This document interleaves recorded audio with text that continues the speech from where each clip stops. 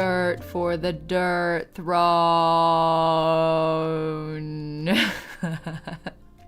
For a degree, that was an incredible message to open the stream with. Hello everyone, how are y'all doing?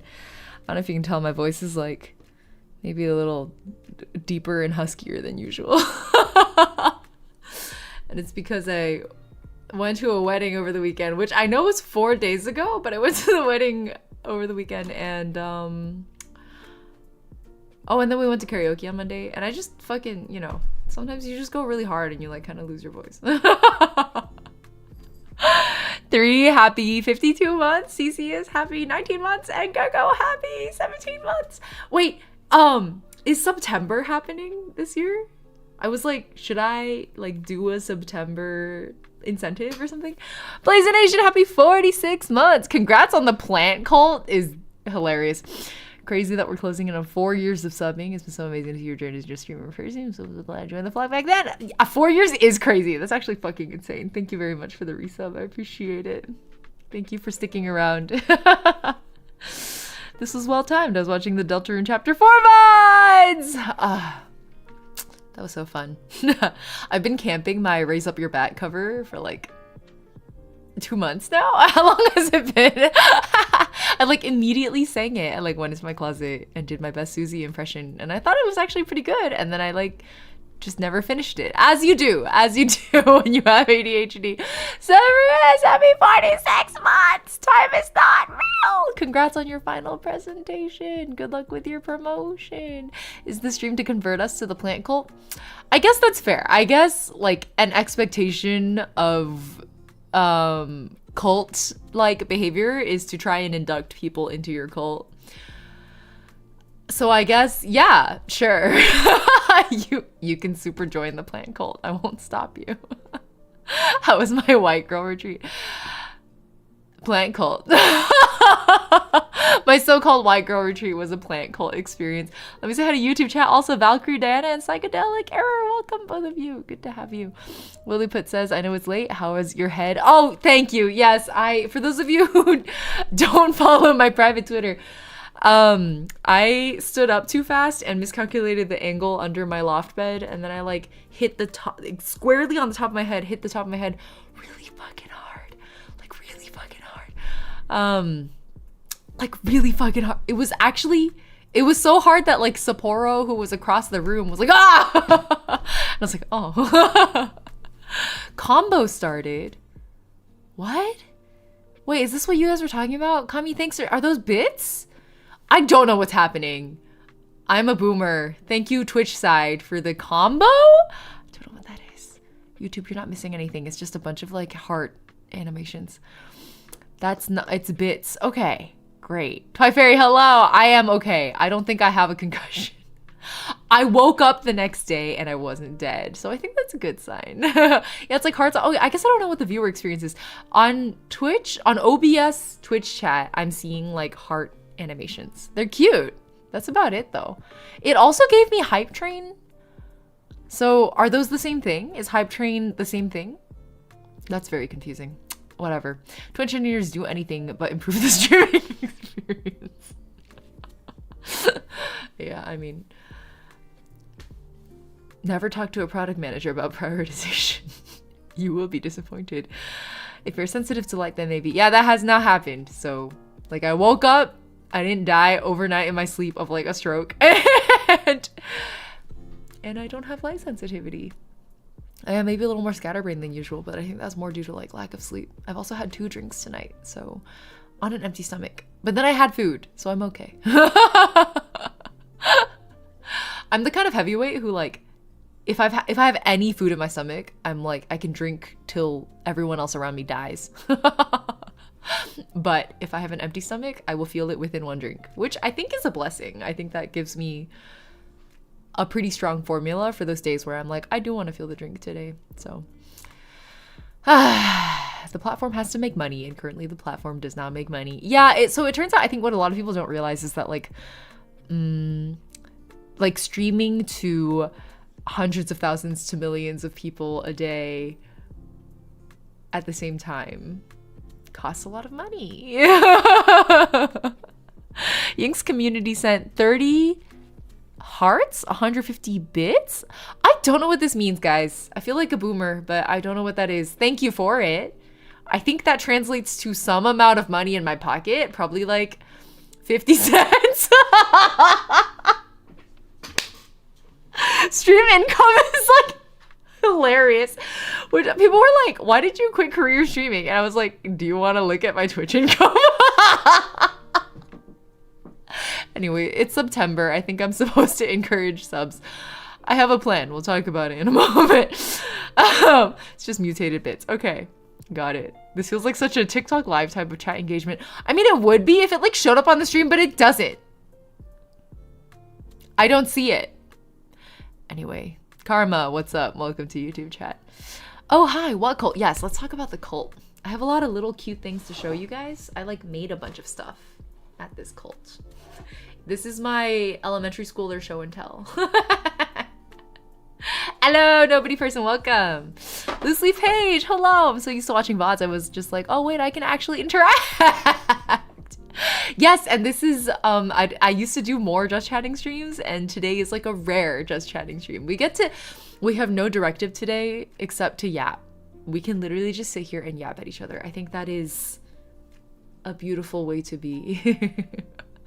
I've never done a just chatting stream like YouTube side, so this is our first time multi-streaming it. I set it up literally like as we started stream, so I'll probably unlist it because I feel like I joined a plant cult shit is like funny when I'm here to explain it and not funny when it's like the title of a VOD that somebody might get clickbaited into. I don't know. Like, anyways, I'm gonna probably unlist the YouTube VOD, but yappity yap, don't stop yapping. Okay, let me close the door so we can yap in like peace and quiet. 1 second, I forgot. I also realized I forgot to take a pee break right as stream started, so that will probably happen at some point. You can't rename VODs? I mean, you can rename VODs, but like what would I realistically rename this to? I went on white girl retreat. Actually, that's not bad. That's not bad. I could rename it to I went on white girl retreat. Well, nowadays, don't they consider that hate speech? Like, isn't the word white? Anyway, why did I immediately steal first place? I don't know how that works, Fairy Slash, but it's you're right. That's true. It literally said Karma #1, and then it says Fairy Slash #1. I don't know how YouTube chat works either. I'm boomer to the point where I don't know how either of my chats work, even though I'm multi-streaming to multiple platforms. I went on white girl retreat. I made decisions. Druid level up vacation is a very good way to put it, Kami. So for those of you who don't know what the hell I'm talking about, I didn't stream for the past week and a half because I went on retreat. And so the reason I like put heavy hand quotes on it is because I think some of you may have heard of it even. It's a place in Big Sur, California called Esalen. The full name is actually the Esalen Institute. So I think this is a joke in poor taste, so I will not make it again. But there were a few times during the retreat where we were like, yes, let's head back to the institute where we are institutionalized. Anyways, it was mostly, I was correct in calling it a white girl retreat. It was like mostly white girls. Like the vast majority of the people in attendance were in fact white girls. Esalen. And I actually will not permit jokes about the name in this case because it's named after the local like indigenous tribe, which is actually spelled differently. So the institute is named, oh sorry, that was all caps. Esalen is the name of the institution, and then Esalen is the name of the tribe, and the reason they're named differently is to avoid like basically contaminating the tribal name. So I think that's reasonable. Anyway, yes, we were on Esalen tribal land, which is relevant to my druid story, so we'll talk a little bit about that. But long story short, it's like, if you haven't heard of it before, is a place for, God, what would you even call it? Like spiritual healing and in beautiful Big Sur, California, which again, if you haven't heard of it, is just like, just imagine like the California coastline, but it's like cliffs.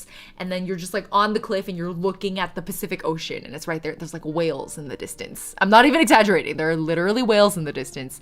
That's where I went for a week. Was I healed? Yes.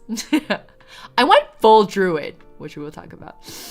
Did you have fun? What was this plant cult about? I did have fun. The plant cult we'll discuss in a moment. Imagine California.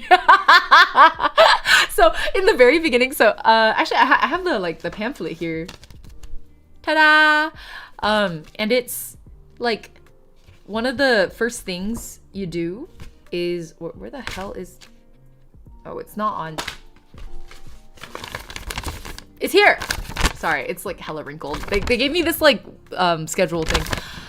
Anyway, the first thing that we did when we showed up, check-in time on Monday was 4 p.m. So the way Esalen works is like you have a bunch of workshops and stuff that you can sign up for. You can also show up and like not do a workshop. You can do what they call self-guided, in which case it's just like you book your room and you don't really do a workshop. You're just kind of hanging out. But they have a bunch of like open classes for anyone who's on the property in those times. And you check in 4 p.m. like either 4 p.m. on Monday or 4 p.m. on Friday, I think. And if you check in Friday, then it's like a Friday, Saturday, Sunday situation. If you check in Monday, then it's a Monday through Friday situation. So those are like that's how the format works. And I signed up specifically for a workshop that was called The Plants Who Know Us, Lessons in Botanical Kinship, which is a great title. That like is a very cool title for people who like plants. So I was immediately drawn in. I thought it was going to be like in the description, they were like, we're going to go hiking a bunch around Big Sur. Big Sur has some truly just astonishingly beautiful hikes. So I was like, great. Sounds like I'm going to get to go. Do some meditation in nature and get some guided hikes from true nature experts and learn the names of a bunch of native plants. And we were gonna like forage some of them and like learn about them, their medicinal or like other uses, and then like make stuff. So it was like, great. I'm gonna like learn the functional purposes of a bunch of herbs. Like that's what I thought was gonna happen. I thought I was gonna go hike and like harvest herbs. Which did happen. Both of those things happened, but it's also a lot more than that, which is why my joke recently, like I came back and all my friends were like, so how was your white girl retreat? And I was like, I became a druid. They were like, what the fuck? So I joined a druid cult. It was great. I did learn about the medicinal properties of plants. So quick summary of like what we covered. I really liked our 2 workshop leads. They're from an organization called Wild Tender, and you can look them up. wildtender.org, I think is their website. They host a bunch of like, I don't want to like misportray their work, but it's a lot of like getting in touch with nature type activities. One thing I appreciate a lot is that I mentioned earlier about the Esalen tribe, like Esalen Institute being on Esalen tribal land. That tribe has been doing like a lot of, they're very active in terms of like rematriating land in particular. So that's an ongoing situation in the Big Sur area. But our workshop leads were both very, very, very mindful of us being on tribal land and getting explicit permission from the tribe to do what we were doing, which was hike around, stare at a lot of plants, and maybe like harvest a little bit, or forage, I guess you should say, because they're all wild grown. See this plant? It's good for this. See that plant? Don't eat it. Yeah, sometimes both. Sometimes it's, yeah. Sometimes it's, look at that. That's a nettle. It hurts, but also it heals. And then we're like, what the hell? And then, you know, you learn about stuff. Actually, one of the funniest things that our workshop leads did a lot was we would like look at a plant and be like, what's that? And then they would be like,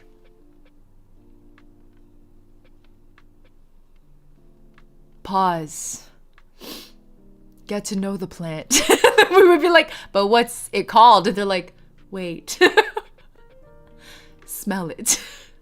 How does it make you feel? And then we'd be like, you're so fucking annoying. And this is like a running gag that our workshop leads, that we're like, we know this is annoying. Like we know that when we do this is really fucking annoying, but we really just want you guys to like not fall into the pitfall of like, that's a yarrow, and then moving on with your life. You know, like the whole point of this workshop is to actually get to know the plants and not just be like, I've identified this plant and I know what it's called now, and now I'm gonna move on with my very urgent capitalist life. Like they're like, this is not what we're trying to get done today. And so us withholding the name from you isn't just to be annoying, even though it is annoying. It's also just like, it's one way to push you to take a moment and be like, the way they described it is like, you wouldn't go to a dinner party and be like, hello, what's your name? And then they would be like, Dave. And you're like, great, Dave, nice to meet you. And then leave.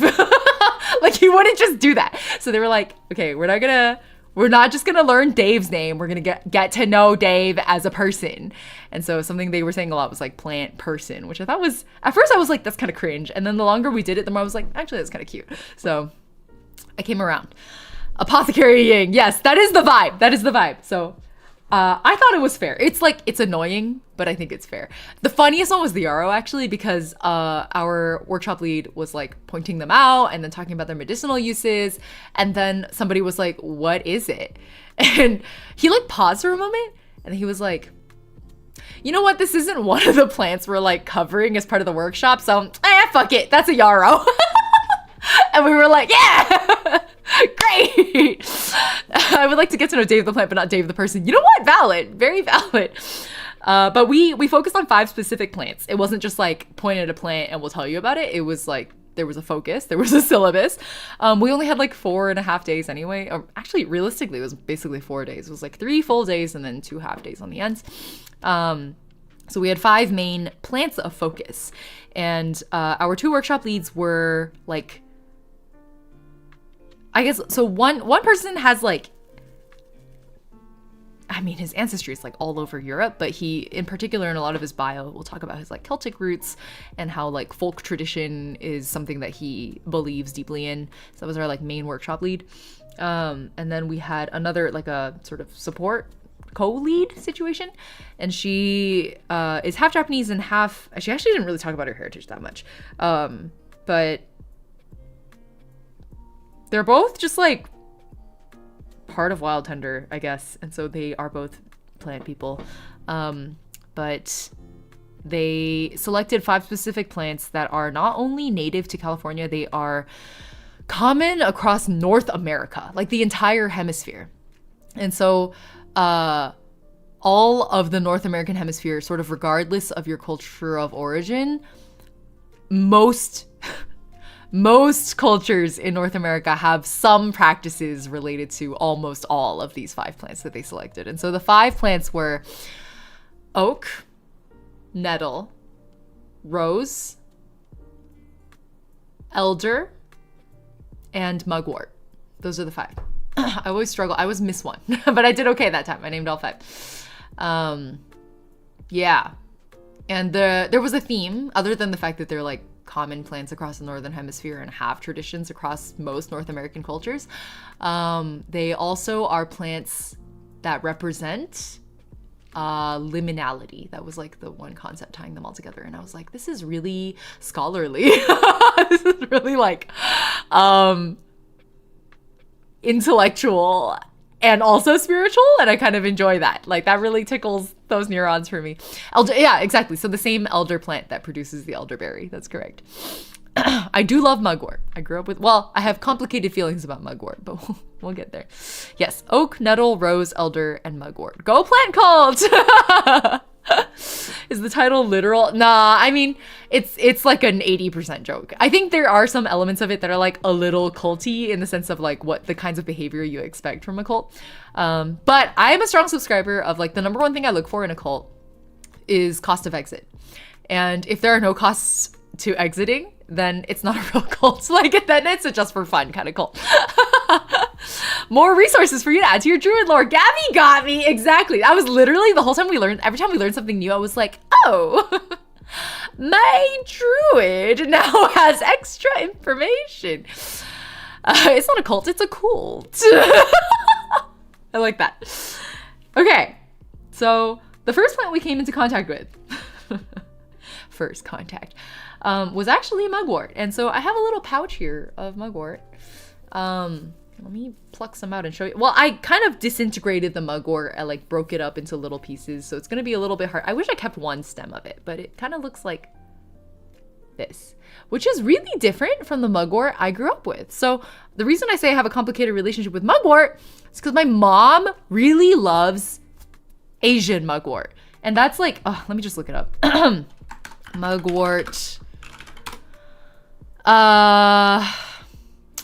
Artemisia argyri? also known as silvery wormwood or Chinese mugwort. That's the version of mugwort that I grew up with. And so at first we were out hiking. The first day we were like fully immersed, and our teacher was like, look at this plant. Look at this plant. Isn't it neat? And then we were all like, what is it? And then he was like, no. So that was our first experience of him being like fucking annoying about it. But he like broke off a little piece for each of us and then taught us how apparently one of his teachers is like a perfume maker. And so turns out if you want to sniff a plant, if you would like to become a plant huffer like I am now, you just like take a little bit of the plant, you put it in your hand, and then you break up the fibers a little and you ball it up. You just do this until it makes like little ball-like shapes in your hand, and then you're like, and you cup your hands like this with the ball-like plant fiber in it, and you go, and you huff it. So that's how you like smell plants. Which honestly, at first I was like, this is so goofy, but then I did it and I was like, oh shit. This is like most of this workshop was me going like, oh, that's kind of cringe, bro. I guess I'll do it anyway because I'm here for funsies. And then I do it and then I'm like, oh fuck. Like that's really a good summary of my entire week of experience. That's how I sniffed grass as a child. Shit, AR Lamp is like ready to become a perfumer. Yeah, that's how you sniff plants. If you ever have wanted to like really huff a plant, that's how you really get the smells out of it. Is that what you're gonna do with your tea now? No, because tea is dry and I can't because there are no juices to huff. Embrace the cringe, exactly. Kill the part of you that cringes. Last week was a lot of killing the part of me that cringes. It is like, exactly, you are releasing the compounds. The same reason, I don't know if you've ever seen someone like take a sprig of mint and like slap it. It's the same shit. You're just like activating a lot of those like scent compounds. So he had us do that. We were all like, what is it? And he was like, no, ball it up, huff it. And then we were like, okay. And we huffed it. And we were like, wow, that smells great. What is it? We really wanted to know. And so before he says mugwort, he goes like, this is the Artemisia plant. And we were like, literally, what the fuck? But anyway, I thought it was cool actually. It turns out that it's under this like plant family, the Artemisia plant family, named after Artemis, the Greek goddess Artemis, who I recently have learned is like kind of a tell for trans eggs. Is that a lot of us we have like an Artemis phase. Did anyone else here have an Artemis phase? I had an Artemis phase in early childhood.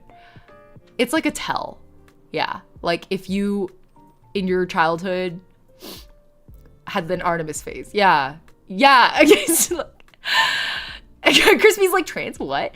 It's like a lot of kids who went through an Artemis, the goddess of the hunt, an Artemis phase as children, that you turned out to be like some kind of queer and likely some kind of trans.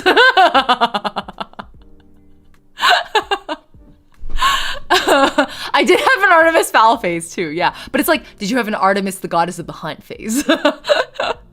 What is it? It's not about the words, bro. Exactly, Karma. Thank you for the super also. I appreciate it. Always appreciate it. I did. Now NB. Exactly, nobody. I'm the same way. I also had an Artemis phase and am now NB and suspected lots of other labels, but we'll save those for future conversations. Why is this fully correct? All hail the trans egg. I just stare at the moon an abnormal amount of time often. That is a very, you know what, Benj? I still do that. Yeah, I don't think that's ever changed for me. I used to talk to the moon as a child. Actually, no, it's not. I still talk to the moon. Yeah, I just, Greek god phase, but like specifically Artemis phase. I just was really into Artemis. Arguably, that was my first cosplay. Was like we had like a Greek god inspired fashion show when I was in elementary school. It was like a whole thing. It was like an art project, and so I made a bow. Oh my god, all the memories are coming back. I made a bow, like a silver bow with aluminum foil. Whoa! 6 months up to bench. Thank you, anonymous gifter. I appreciate it. Every bit helps. I appreciate it. Now that I'm jobless, I can just like happily thank you guys and not discourage you from gifting, which I actually am having a lot of fun with. So thank you very much to whoever anonymously gifted Benj 6 months. Maybe it was 3, maybe it wasn't. I'm not gonna speculate. Enjoy it, Benj.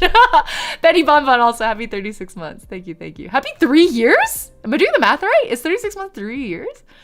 Happy 3 years, Benny. That's crazy.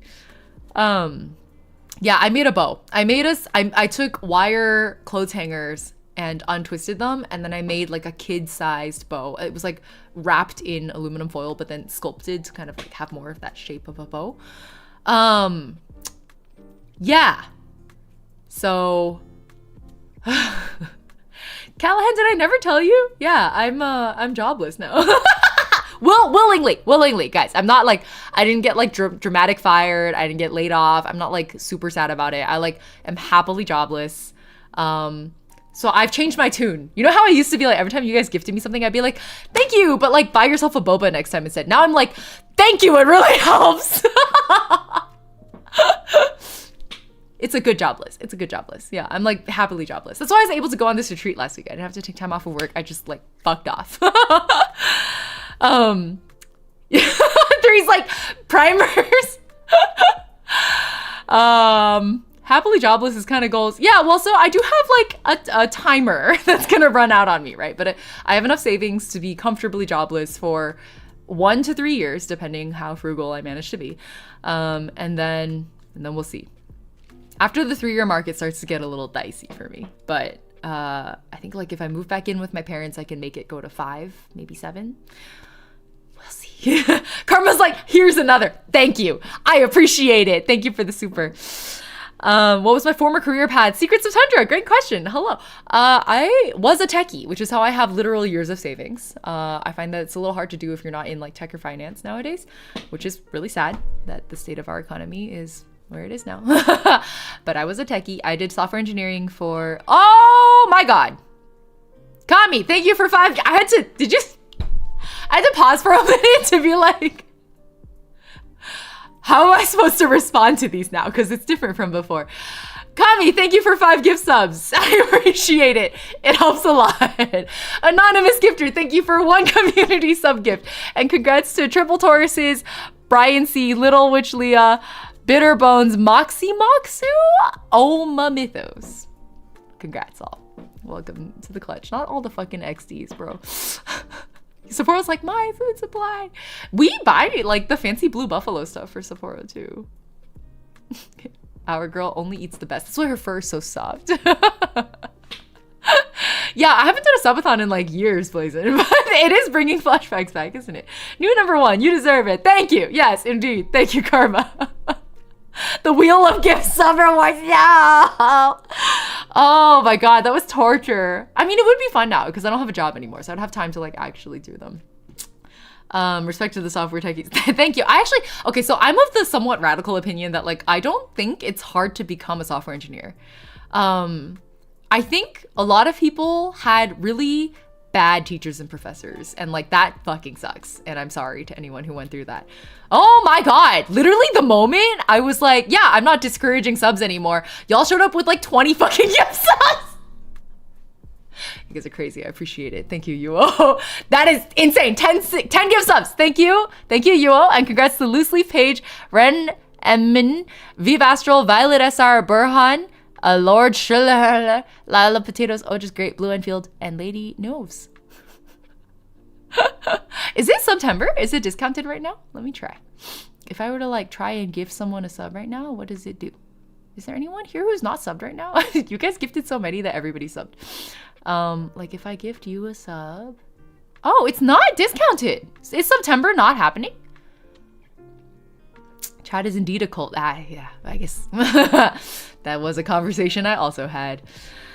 I imagine being in tech isn't super hard these days because of internet tutorials or other stuff. So, okay, these days it is hard again because getting a job in tech is hard again. But we had a few good years there and I got lucky for a few years. So I actually had a coworker who was like, you really shouldn't quit right now because I think the gravy train has quote unquote, like literal verbatim quote, the gravy train is running out and you should stick around while it's still there. And I was just like, I fucking can't anymore. My break point, like I think everybody has kind of a different threshold for leaving their job that they like don't believe in. So I was a software engineer for a few years, and then I switched into product management, basically, is one way to put it, or like dev advocacy is like the official title. Anyway, it was like a type of product management, or developer marketing is another way to think about it. My breakpoint was, we had a huge Israel office, and I just, you know, I was like, I don't feel good about that. Like, I really don't. And then they were like expanding the Israel office, and I was like, I'm out. Bye. So that was one. That was like the main thing. And then the other thing was like they were doing a lot of like AI stuff, which is common in the industry. And I think we all have a certain tolerance level for that now, just like to eat, because we have to have jobs. But it was crossing a certain personal threshold because I was tasked with doing a lot of AI education work, and I didn't want to. So I was like, yeah, between like the AI bullshit and the Israel bullshit, like I'm good. I'm done. I'm out. That was my personal break point. Yeah, let's just blacklist that part of the life story. Wait, I didn't know Home Depot was like did pro-Israel shit. I'm not surprised. It is Home Depot. I've stopped shopping at Home Depot like a long time ago for, you know, political reasons also. Anyway, long story short, my personal values no longer aligned with my company in a way that was deal breaking for me, and so I left. But thankfully, because I was in tech for a good few years there during, you know, the tail end of the lucrative years before everything went to shit, which it is right now, and my poor friends who are graduating college in the past 2 to 3 years literally can't get jobs, and I feel really guilty for the kinds of mentorship I gave them, which was a lot of like, just keep at it, do open source contributions, join a boot camp. Yeah, no, I take it all back. Not real advice anymore. Don't try to break into tech right now. It's bad. I mean, learn to code if you want to, you know, but like don't do it because of jobs. Sorry, huge digression. I used to be a techie. I'm not a techie anymore. The reason I was a techie is why I can quit my job comfortably and like have a few years off. And I'm grateful for that, but it's not it anymore. I did the math and I was like, I think I could make do with like, if I just worked, I mean, getting a job right now is like crazy, but if I just got like, if I could find even a minimum wage job, I think I could make it work for long enough. Like, obviously I'd have to change my lifestyle. I couldn't spend like I used to as a techie, but it's doable. It's workable. I can make it work. It doesn't help that even if you do get through the interview process, it just takes forever to actually get hired. Yeah. Have y'all heard the horror stories of like Apple doing like 11 rounds of interviews? I was like, 11? Anyway, botanist. Yes, I'm reclassing. I'm reclassing as a botanist. That's not actually, that's a joke, guys. I'm not, God, it's so fucking warm. I'm not in tech because I wasn't smart enough, but deadass, is there any chance for you guys to get in without AI getting banned altogether? Let's do a different just chatting stream where you guys can ask me about the tech industry, and I will bring a friend who still works in the tech industry, and then you guys can just ask us anything. So let's save that conversation because I think our digression has gone quite far.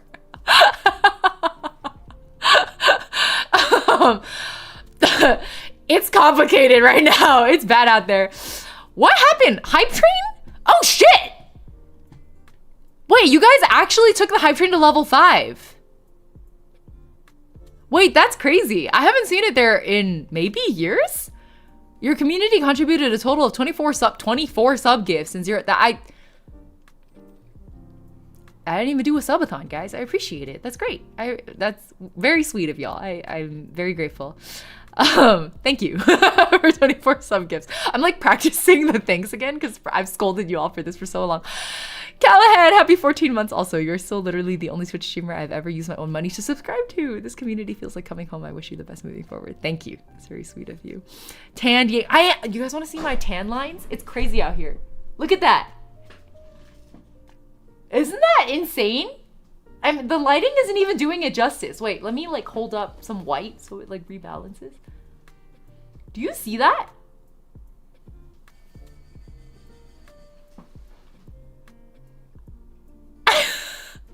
Thank God I have genes that allow me to be melanated. Imagine if I just went full lobster. We were talking about how there was like mostly white people at this camp. For some of them, I was like genuinely concerned. I was like, oh, you look cooked. Like literally by the sun. Ying to DM, can I change my artifice specialty? Karma's just shelling out these supers, guys. It's impressive.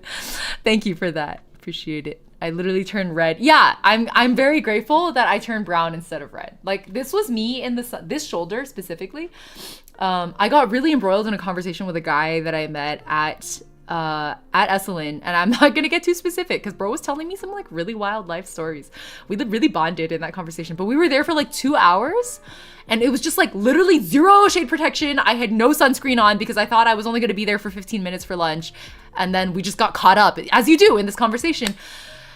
We were out there for 2 hours from 1 to 3 p.m. Okay, that's like peak sun, unprotected. He's South Asian, so he already has darker skin, and I don't think he felt it at all.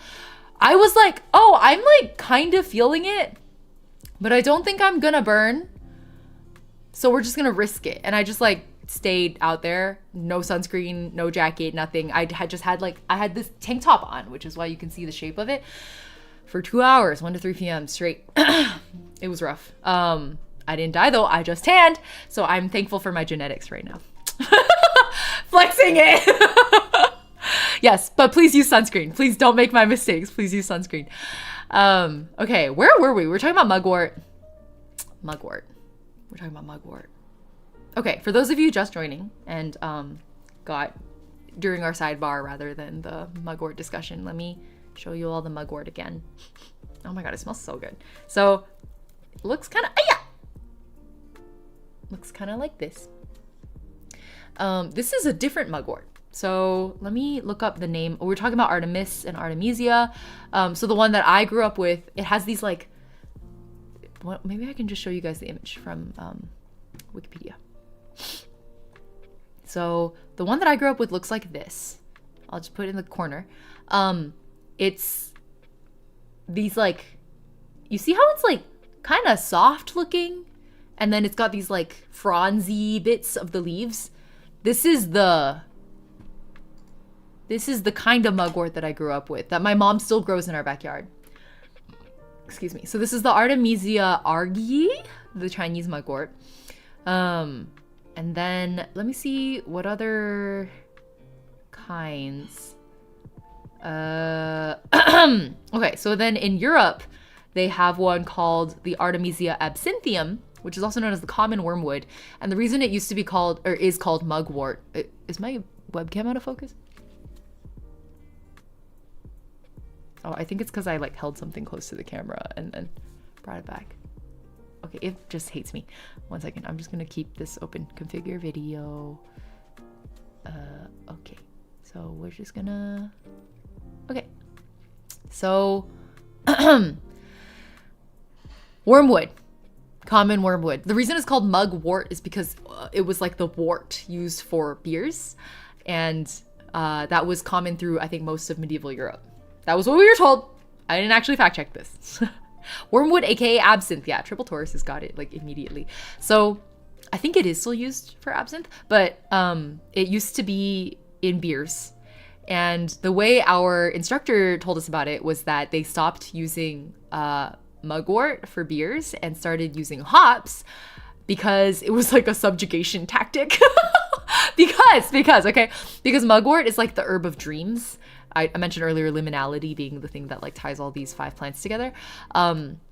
It like supposedly, I don't know how much science there is around here, but in the folklore, mugwort stimulates like really crazy dreams. You just get like whack ass dreams, and that's why we have these in this little pouch, just because we like foraged a bunch of mugwort, and then our instructor was like, here's a bunch of little cotton pouches for y'all to put your mugwort into, sleep with it under your pillow, and then tell us what you dream about. And we were like, okay. And some people actually had some really fucking crazy dreams, but I always have crazy dreams, so it was the same for me as always. This is a different mugwort though. So the common wormwood mugwort, the absinthium one, looks like a lot more like the Chinese one that I grew up with. I'm trying to find the one. I think Douglassiana is the one that we saw. Yes, the Douglas sagewort. At first, they were like, yes, I think the person who, okay, I also made an herb bundle. I'll talk about it more. But the person who was teaching us how to make these herb bundles, this is separate from the workshop. She ran her own workshop. She was like, this is the California mugwort. It's called she has a bit of an accent when she talks, and she was like, the Artemisia Douglassiana. And everybody was like, oh, the Douglassiana? And she was like Douglas, like some dude named Douglas. So we were like, no, it really ruined it. But yeah, it's called the Artemisia Douglassiana. Douglas's sagewort. Some people just straight up call it the dream plant. And it's, I'm pretty sure the version of Douglas. We picked Douglas and we put him in a bag. Like our hops from colonies. It was a subjugation tactic because mugwort stimulates dreams, and it just like gives people ideas. You know what I mean? So they were like, oh no, we can't have our serfs having ideas. So they switched the mugwort out for hops instead. And hops have a sedative property. Subjugation tactic. Again, I haven't fact checked any of this. I'm just telling you what I was told. So check your own facts. Take everything with a grain of salt. But I just thought it was interesting. I was like, oh, that makes sense. This Douglas guy already got furs named after him. Yeah, I don't even know if it's the same fucking Douglas. Okay, there's so many Douglases. Hojin, welcome. Yeah, we're talking about mugwort. So that's the mugwort. And turns out you can also steep mugwort as a tea, and it comes out quite bitter, but I really liked it. It had like a really strong medicinal flavor to it. I really liked it. On Thursday night, which was the last night we were there, because checkout was Friday morning, we did so this is the part I haven't told you guys yet. Are you ready? Part of what the Esalen Institute is known for is on this patch of Esalen tribal land, it's a little bit like, it's like a sacred piece of land to them because it's a place where three waters meet. So there's the ocean, the Pacific Ocean. There's a like creek, like a freshwater creek coming out of the mountains. And then there is geothermal activity. There are hot springs. There are natural hot springs in this part of Big Sur. And so there are hot spring baths right by the ocean, which is very exciting. And at Esalen Institute, they are co-ed and clothing optional. So we were all standing on the cliffs of California's Big Sur, buck-ass naked. We're just standing there fucking naked, like looking at the Pacific Ocean in our hot spring baths, like, yeah. That's the life, bro. I thought I would be a lot more shy about it. I thought, because clothing optional means it's optional, right? Like you can still show up with a bathing suit, and plenty of people did. But I don't know why. Like I didn't even consider the bathing suit option. Like I heard clothing optional, and what I heard was nudist. And I was just like, great. It smelled very strongly of sulfur. Yeah. Geothermal and in the buff. Yeah, it was actually, I know it sounds crazy, okay, which is a very cult person thing to say. It's like, I know it sounds crazy, but hear me out. But literally, it turns out, and I think some people who've had some experience with the clothing optional spaces will know what this feels like. It's also different from like going to the K-spa or like the Japanese hot springs, like the onsen, or the public bath in China or wherever it is you may be. I've always been of the belief that clothing optional spaces are majority rules. Like I will go naked if most of the people there are naked. In fact, I think it starts to feel more weird to be clothed when most of the people around you are naked. If you've tried it, you'll know what I mean. But that's why I think I was immediately like, oh, of course, like these crazy hippies are just gonna be naked. Like I'll be naked too. I just took it as a given, and I was right. The vast majority, it was like 85% of the people there were like just naked. And it was like normal, you know, because it turns out when everyone around you is like not really thinking or caring about this, like it just becomes normalized. And this was a comment that like a lot of people that I met, especially in my workshop, were saying to each other. We were like, isn't it weird how once you get used to this, like it takes a little adjustment and then you get used to it, and then you're like, wow, I wish this was like more common, because what it does is it destigmatizes our bodies. Like, it destigmatizes and desexualizes, and it just like becomes sort of natural to be like, of course my body isn't something to be ashamed of, you know, or objectified. And like some people are still gonna do that to you. Like some people are still gonna look at you funny, whatever. Like, sure, you can't prevent people from doing that. Whatever. I'm just gonna choose to not make that my problem. Like, I don't care. I had a really great time. Buck ass naked, standing on the cliffs of California, staring at the Pacific Ocean. And the craziest part to me was in the dark, because there's so little light pollution there. You look up, and we happened to have like a crescent moon, so it was like very low moonlight, and we had clear skies every night I was there, which was a lucky thing also on the California coast. You could see the fucking Milky Way. Like you look up and it's just right there, like a long ass streak. You could see the Milky Way. I've been to low light pollution places before, and I have seen many, like the sea of stars feeling was something I was like used to. The fucking Milky Way though, I didn't know it was possible. I thought it was like if you brought cameras out and you did like long-term exposure, like long exposure photography, like night sky photography, that it would show up. That I know is possible. My mom's done it in Big Sur actually. I didn't realize it was possible to get low enough light pollution and low enough moonlight pollution. I mean, it's not pollution, but you know, interference, that you could literally see the Milky Way with your naked eye. Like I didn't know that was possible. It was crazy. And then now imagine doing that like in the nude on the cliffside of California in the natural hot springs. Like what the fuck? It was crazy. It was fucking crazy. Anyway, I say all this. Adam and Eve shouldn't have eaten that fucking apple.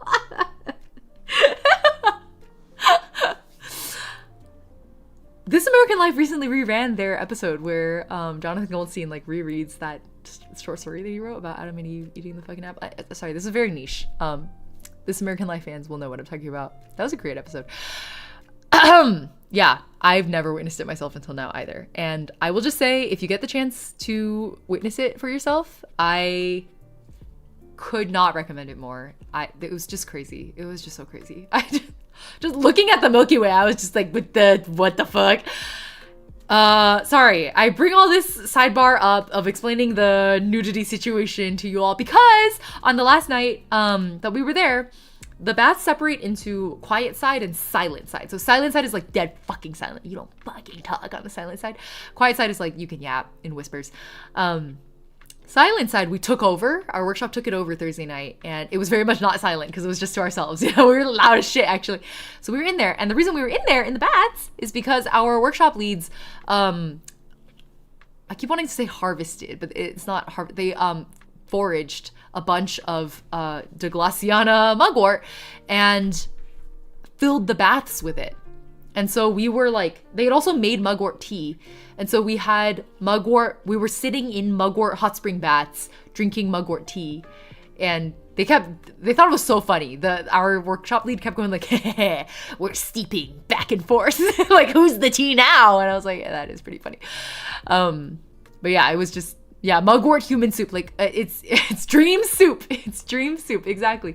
But it was fun. It was really fun because mugwort is so. I wish I could like send smells over the internet so you guys could smell this. It's just so fragrant. It's so fucking fragrant. I can't even explain. It's like definitely that herby smell. And then imagine something between like lavender, chrysanthemum, and rosemary, all put together. Almost floral in its fragrance, but like mostly on the herb side. So drinking bathwater tea. I mean, the tea was separate, but the same thing that made the tea that we were drinking was also the same kind of water we were steeping in with probably some added sulfur from the natural geothermal activity. It was wonderful.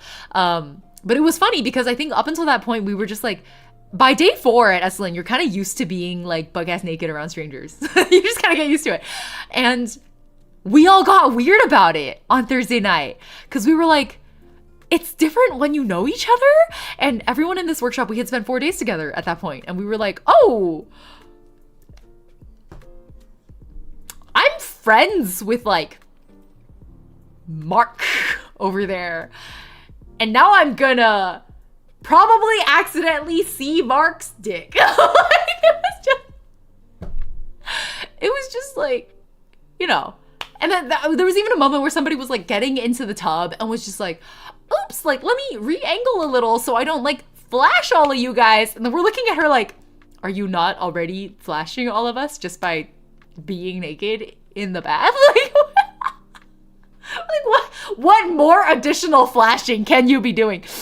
It was great. It's very fun. Mooney, hello. I love people coming into chat in the middle of me explaining the like nudity situation. Lord Triller, welcome. Congrats on your gift sub that you got presumably while you were out. Hi, Moon. Yeah, so anyway, that was a really long tangent to like explain that I was mugwort soup for a few hours. I don't know, the shyness that you feel when you're already naked, it's just funny. I just thought it was funny. Yeah, so it sounds like a cult, but I just thought it was fun. Yeah. I'm kind of like, it's not culty enough that I would like ever pressure anyone to go. But I think if anyone's like curious about it, just go check it out. Like they offer, I thought it was really cool. They offer scholarships for anyone who's like not able to afford it, but like really needs this retreat. They have scholarship options. So, and from what I hear, they're pretty generous about it. So check it out. Don't worry about the cost too much. Actually, I at first thought it was like this super bougie. I mean, I keep saying white people, like, but that's what it is. I kept thinking it was the super bougie white people like resort situation, but it's not. It's not a resort. It's definitely not a resort. I was sleeping in a bunk bed room with like 6 people in it and one like really fucked up bathroom. Basically, none of us used the bathroom except like the toilet and sink, and then the shower was just like basically unusable. I tried to use the shower once and I was just like, nope, I'm going to the bath. Did you keep in touch with anyone there or intend to? I have phone numbers from, the one guy I sat in the sun to talk to for 2 hours with. We exchanged phone numbers. No, we haven't texted each other or anything, but we have each other's phone numbers now. And our workshop lead said they would send everyone's like emails to each other, but we're not like in touch with each other. Yeah, I do intend to like reach out probably. Oh shit, did I miss 2 Prime subs? You can tell I'm not good at this. Secrets of Tundra, thank you for the Prime sub. And Canis, am I reading that right? Canis. Thank you for the Prime sub. Thank you both of you. Appreciate it. Great. So we talked about mugwort. I have 4 more plants to go, guys. This is maybe gonna be a longer stream than we signed up for. Any questions before we move on about mugwort? Damn, I'm whipping Prime subs out of chat and Ying's just ignoring them. See, this is why people were like, so now that you're like jobless, are you gonna try to make streaming work full time? And I was like, I would rather kill myself. And that's not a figure of speech. I would rather die. But I think Twitch is like a side thing. Like I'm doing this for fun. And if people want to support me monetarily, I'm grateful for it. Like it does help. But I don't think we've talked about content philosophy a lot together. So you guys more or less know how I feel about the attention economy and like algorithms and how I think they bring out the worst in humanity. And I don't want to be part of that. And I don't want to be incentivized to be part of that. And so actually, I think that's why subs matter so much. And I think I will be pushing for subs more, is because it's purely a relationship between me and chat, right? It's just me and you guys. And you would sub to me because you like enjoy my streams, that you believe in whatever content I'm making, etc. This is like a personal thing. Versus the only way to make content work full time really is, unless you're a massive fucking streamer, the only other way to make content work full time is to take a lot of sponsorships. And sponsorships only pay decently if you have good numbers. And good numbers only come to you if you are indulging the algorithm. And I don't want to indulge the algorithm. So I think I'm okay with the happy medium of like, let me, like anyone who's happy to pay for a sub, I'm happy to further that relationship. I don't know why it sounds so sketchy when I put it like that. But like the personal relationship of a sub or a super chat or whatever it may be, I think is a good one to me, versus indulging the algorithm to up my numbers to get better sponsorship payments, etc. I think that's where my personal boundary falls. Yeah. Do you see the Ludwig thing? Is this about Ludwig starting a Twitch channel from zero and finding out that like starting from zero is actually really fucking hard? I did see that. Yeah. Ben, hello. I'll try to huff the flowers with a very cool plant huffing technique. Yes! Tell me how it goes. Are you going to the retreat again in the future? That's a really good question, Karma. I was immediately thinking about that. So I think a lot of the retreats that are offered at Esalen, and so, you know, different strokes for different folks. I think a lot of people really enjoy like a meditation retreat or a yoga retreat. And a lot of the people who go to Esalen are there for that kind of stuff. I'm just not one of those. I'm a yoga practitioner. I'm a meditation practitioner, but I'm not like gung-ho about it in that way. So I think I would only go back if it was like in a specific topic area that I was very interested in, because it's not cheap. For my sleeping situation, like my bunking situation, 6 bunk beds. Okay, I'm sorry, 3 bunk beds. So 6 people in one dorm-like room. Not glamorous in the slightest. Like really the opposite. It felt more like just like scuffed ass summer camp. Living accommodations like that, $1,200. And that included my, to be fair, it's like all inclusive. Like it includes all of your meals. It includes your tuition for the workshop, park entry fees if necessary. In our case, we were like going into national park or state park space. So you had like ticket fees for those parks. That was all covered. And it in total came out to just under $1,200. It's a lot of money for 5 days. So it was a pretty big room. It was a pretty big room, but there were 6 of us in it. That we had plenty of room in the room, but it was still 6 people in one room. I agree, 3. I think $1,200 for 1 week is not bad, but it is sort of hitting that boundary of like, you need to have actual disposable income to go do this thing. If you're the kind of person like living paycheck to paycheck, I would definitely recommend looking into their scholarship program instead. They also have, there's a cheaper rung. If you're okay with not having a bed, they have a sleeping bag room. And I think that one sleeps like 12 people per sleeping bag room. I'm not sure, I didn't do it.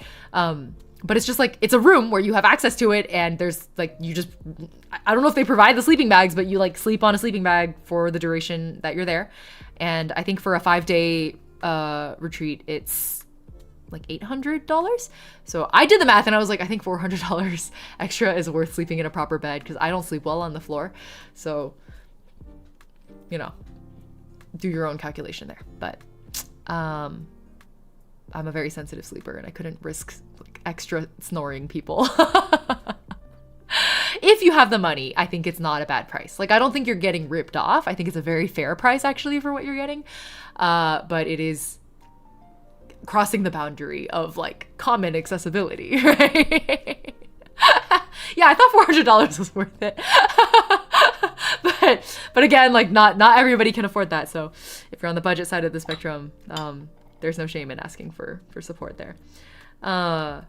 Okay. So I don't see any questions about mugwort. Oh wait, Moody has a question. What does mugwort taste like?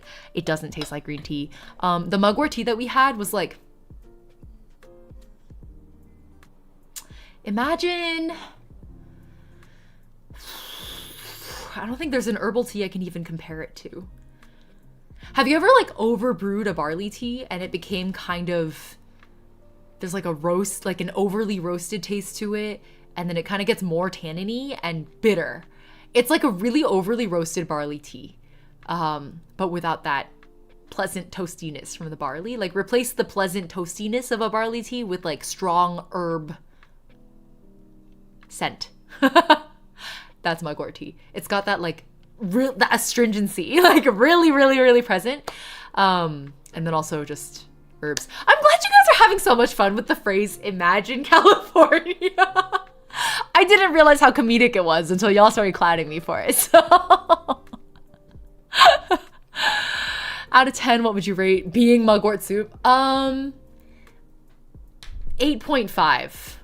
In that sometimes, now this is about to get kind of graphic, the mugwort was like big branches in the water, and sometimes when I was getting in and out of the tub, it would get like caught in human crevices, shall we say.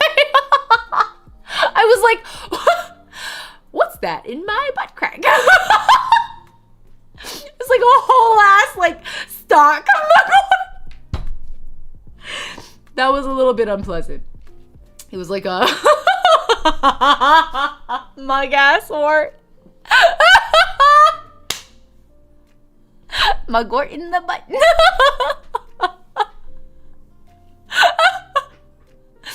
Mooney out here with the sparkle emojis. Imagine California. Yeah, no, that was like it was like a little bit of a surprise once in a while. And I also think I'm docking a little, maybe a half point, because it was just like kind of crowded in the bath. Like there were a lot of us in there. My workshop's pretty big. There were like 25 of us in the workshop. I actually never counted, 20 something of us in the workshop. And so all of us in like 2 baths. I mean, they're large baths. They're like, it's like a hot tub, right? But like imagine like a dozen people in each hot tub. There's like not a lot of room to maneuver. So it was like fun to be there with everyone, but it was just like a little bit crowded. And I did have my first experience of everybody like, how did my workshop teacher do it? He was like if there's a sound that the mugwort wants you to make, you should make that sound. And then there was someone there who was playing an instrument. I forget what it was called. It was like a harmonium. And everybody just like, so we have a lot of like meditation practitioners there. So a lot of people started like, because they're very used to it, they started going like om, and so we had like a full stacked harmony like om situation, and I've never ommed before, so this was another instance of me going like, whoa, that's kind of cringe, but I'm just gonna play along because I'm like here to learn. So I tried it, and my first om experience was like, it was fun actually. I kind of liked it. Really liked like settling into my little contralto situation. That is why underwear is baseline protection from the elements. That's correct. You don't want random shit in your butt crack. Welcome, Tundra, to chat. Mugwort sounds like a made-up Harry Potter nonsense. It does. It does have Harry Potter energy. I agree. Ying, a cult. Blink twice if you need. Everybody's like, blink twice if you need help. All my friends were saying that too when I was telling them. Yeah, so I enjoyed the oming, and I think to get over the awkwardness of it, because some of us are not used to that. Our workshop instructor he's just a funny man. I like him a lot. He can do that like Mongolian throat singing situation where you do the tritones. If you've heard it, you know what I mean. It's like a crazy double layer voice situation. He can do that. So he started going like mugwort in like that voice, and it was really fucking funny. And then he was asking us to do our best witch cackle. Anyways, it was like a silly but also spiritual, like very spiritual experience, which again sounds cultish, but you know what, I'm embracing it. I'm okay with it. I'm happy with it. In fact, it's kind of crazy when you join an entire Tibetan Buddhist chanting session of Om. I highly recommend it if you ever have the time. Yeah, I think that was kind of my epiphany during that first Om experience. I was like, oh, I see why people Om now. Like I get it, and I kind of want to try it in a larger, more synchronized setting of like practiced practitioners. Yeah, witch cackle. I don't know how it came up, but we were just like having casual conversation in the tub with the mugwort in our butt cracks. And then somebody was like, what, like, give us your best witch cackle. So I think you may have accidentally initiated into a coven. Yeah, so actually I think more accurate than plant cult is plant coven. I feel like I joined a plant coven. Yeah, we're not here to yuck someone spiritual young. Precisely. That's how the cults get you.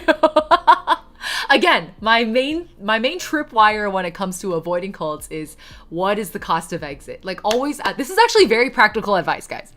You never know when a cult is gonna hit you out of nowhere. I'm dead fucking, it sounds like a joke, I'm dead serious. I'm dead fucking serious. Some friend groups are cults, okay? Always ask yourself, what is the cost of exit? If there's a huge cost of exit, it is a cult, and you should exit. The cults don't tell you upfront what the cost is, but you can figure it out. Usually the major cost of exit that is true for every cult is like social cost. Like you lose your entire, if one of the costs of exit is you lose your entire social support structure, it is a cult and you should get out of it. Anyway, it does take years sometimes. That's the problem, is it costs too much, and that's why people don't leave their cults. Yeah, toxic relationships are cults. It's true. A cult of two. A cult of two is real. Ay, the way I see it, oming is kind of like our own version of cats purring. Kind of has a healing effect. Yeah, I really like that, JP. I agree with that. Gym memberships have an exit fee that they don't tell you about until after the papers are signed. Well, then Discord is a cult. You know, you're not entirely wrong about that, depending on your Discord server. Yeah. What the fuck were we talking about? Artemisia douglassiana.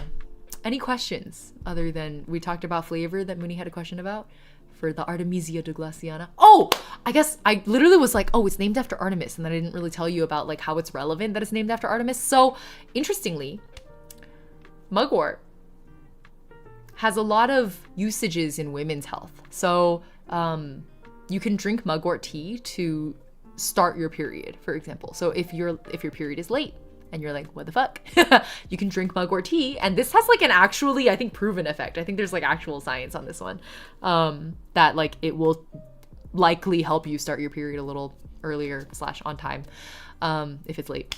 So there you go. That's one application.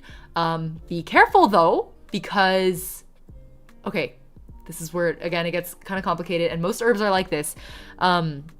If you have it in the right amounts, it can be good for like childbirth. Like it can help assist in labor. But if you have a lot of it, it could be an abortive. A lot of it, and like depending on your timing, it can literally be an abortive. So careful. Be very careful with your random herbs you picked up on the side of the highway, because if you are with child and you don't want to lose that child, maybe don't make a tea and drink it. It's all in the dosage and in the timing. Yeah. So just like my point being, like be mindful of, like, don't just be like, oh, cool plant, you know, like, don't, be a little bit careful. This is also how fucking homeopathy became a thing. Yeah, no, 100%. I mean, homeopathy is like hit or miss, right? That's kind of the whole point. Sapporo's yelling at me. I'm gonna let her out. 1 second. You wanna leave? You can go. Goodbye. Okay. Great. So that's part of why it's like named after Artemis, is it's kind of like a women's herb. For the record, homeopathy is completely fake. Again, it depends on the herb. Some of them have real science behind them, but homeopathy, I guess is kind of a reserved word for the cases where it's not super scientifically proven or not FDA approved for the purported uses. I guess that's right. I don't know. It's weird because like a lot of TCM is considered homeopathy, but a lot of that is also real. You know what I mean? Like it gets complicated. Anyway, okay, great. That's mugwort. Be careful. What's next? They do dosages so low, it's basically, yeah, exactly. That's true. Yeah, that's a good point. Usually what you see in homeopathic remedies is the dosages are so low, they're not actually doing anything. And then at that point, it's like, what are you taking it for? Precisely. Great. We have 4 more plants. Oak, rose, nettle, and oak, rose, nettle, and elder. So I'm taking it for the vibes is real though. Like that's actually real. By which I mean, in that case, let's move to elder, because let's talk about elder. So let's talk about vibes. And what I mean by like it's valid to take things for the vibes. Obviously, like I drink tea for the vibes. We eat food because we like the flavor of food. That's eating food for the vibes. Like whatever. But there was one thing that our workshop lead does is he makes tinctures, which I'm sure we've all heard the word tincture and everybody's just like, what the fuck is a tincture? I'm just gonna go with it. Like it is some kind of a liquid something that does something to you, right? That was my understanding of a tincture. So our workshop lead makes tinctures out of alcohol, actually. I think he uses vodka. But it's just like a really high potency. I do infusions, as you all know. I love my gin and tonic infusions. Infusions are where you put like, it's kind of like making a tea, but instead of water, you use a hard liquor. And it's like infused into the liquor. I mean, you can make honey infusions, whatever infusions, but in my case, I'm doing alcohol infusions. I'm doing gin infusions. And so I'll have like a whole bottle of gin and then like maybe this much lavender in it. If you wanted to make a tincture, you would do the same thing, but you would like pack it fucking full of your infusion herb. So if I wanted to make a lavender gin tincture, I would take my lavender gin infusion and just like, instead of this much lavender, I would fill it with lavender. I'd pack it full. And then it's just like way more potent in flavor and aroma. And then you add a sweetener to it. So like honey or sugar. And then that's just for flavor, because the way you have a tincture is you get a little dropper bottle and you like take like a dropper full of it. And then you just kind of go into your mouth, and that's how you administer a tincture. And so some of it is like, sure, it's an herbal remedy, yada yada yada, has whatever uses, but like homeopathy, I don't know how to pronounce it. Anyway, homeopathic remedies, as we were just discussing.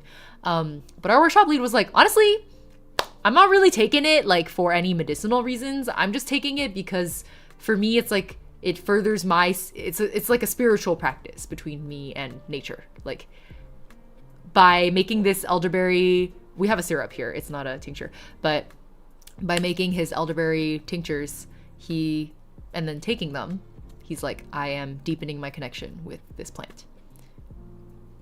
And we were like, you know what, makes sense. So take it for the vibes if you want. That's an entirely like vibes-based interaction. Like, don't discount vibes. I think vibes are super valid. Nazumi, hello. Tato-kun, hello. Okay. Elder.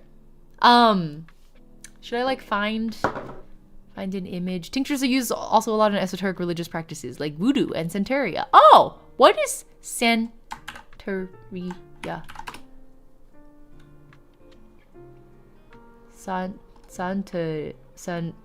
Is it Santeria? African diaspora religion that developed in Cuba during the late 19th century. Oh! This is cool. I did hear about it being used in voodoo. Yeah. I use mine for cosmetics purposes, like spray it in my hair. Maybe it's the same word for different herborist associated liquid. Yeah. I think tincture is like a general term. Science link, yay! Artemisia vulgaris. Cannabis when smoked.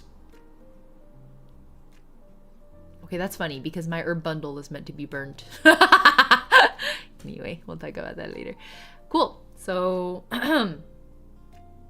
elder. I was looking up an image. Elder.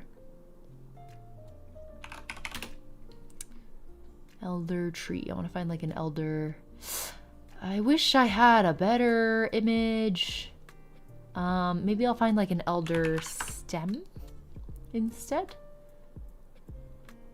Elder bush. Ah, it's so hard to see in these images. Hold on. This one's not bad. This one's not bad. Here, I'm gonna show you guys this one. Cozy Dre! Happy 31 months. Plant cult, indeed. I'm talking about the plant cult I joined. Alright, look at this. Look at this bush. Look at this photograph! Okay. Cool bush. Yeah, I'll put it in the corner. Jajang! So, take a look at its stems.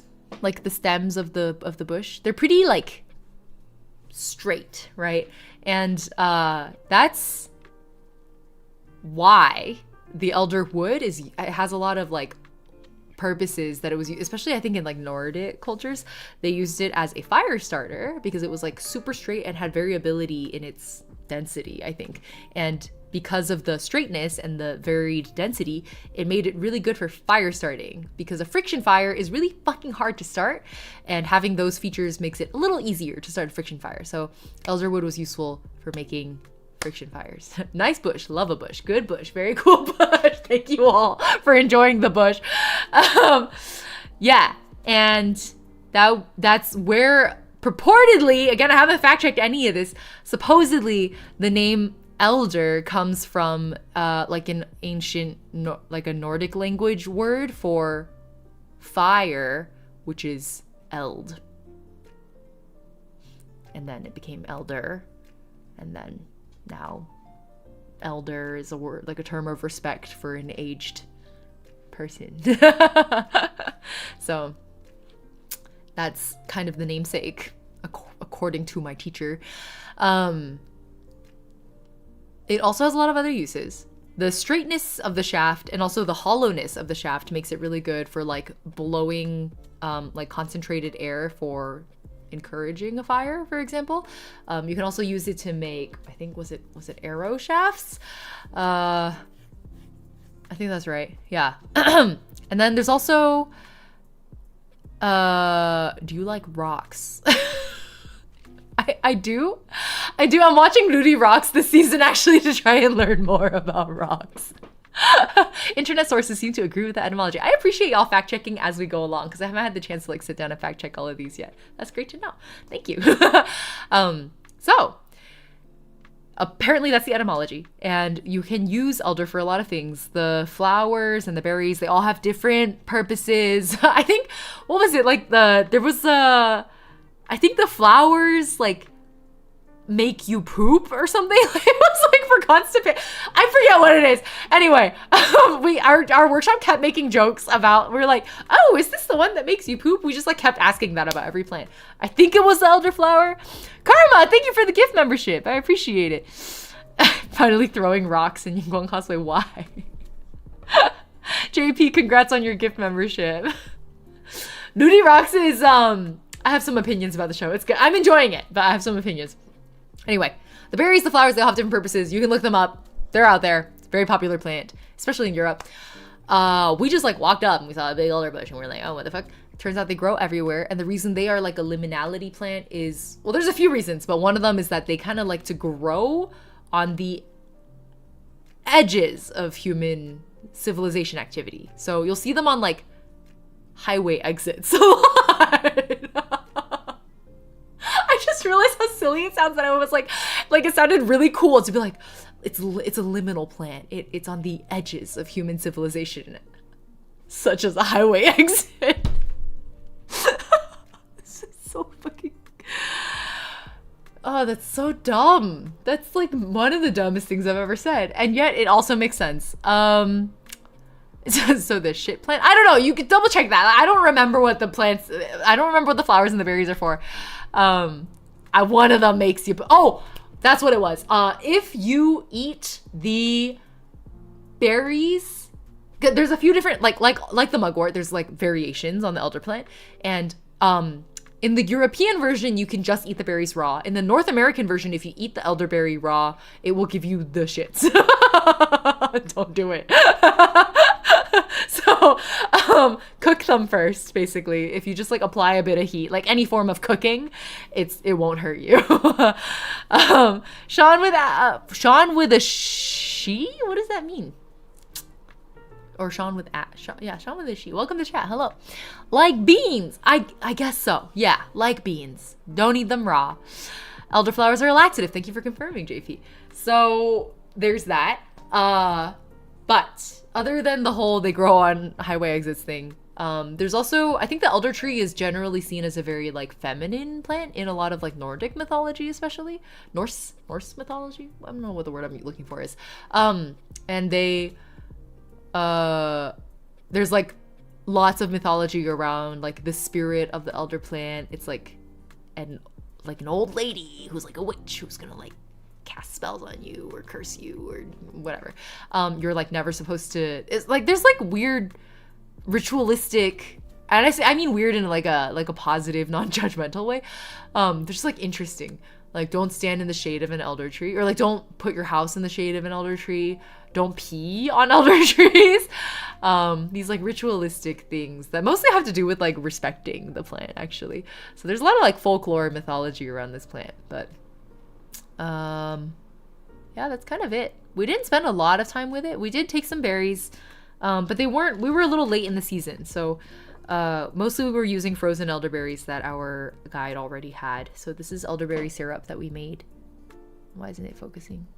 Do I have to do the makeup guru thing? Yeah, elderberry syrup. That's just my shit handwriting. And then let me see if I can. It's very dark. But we literally just like boiled it in a big pot for a while and like added a bunch of sugar.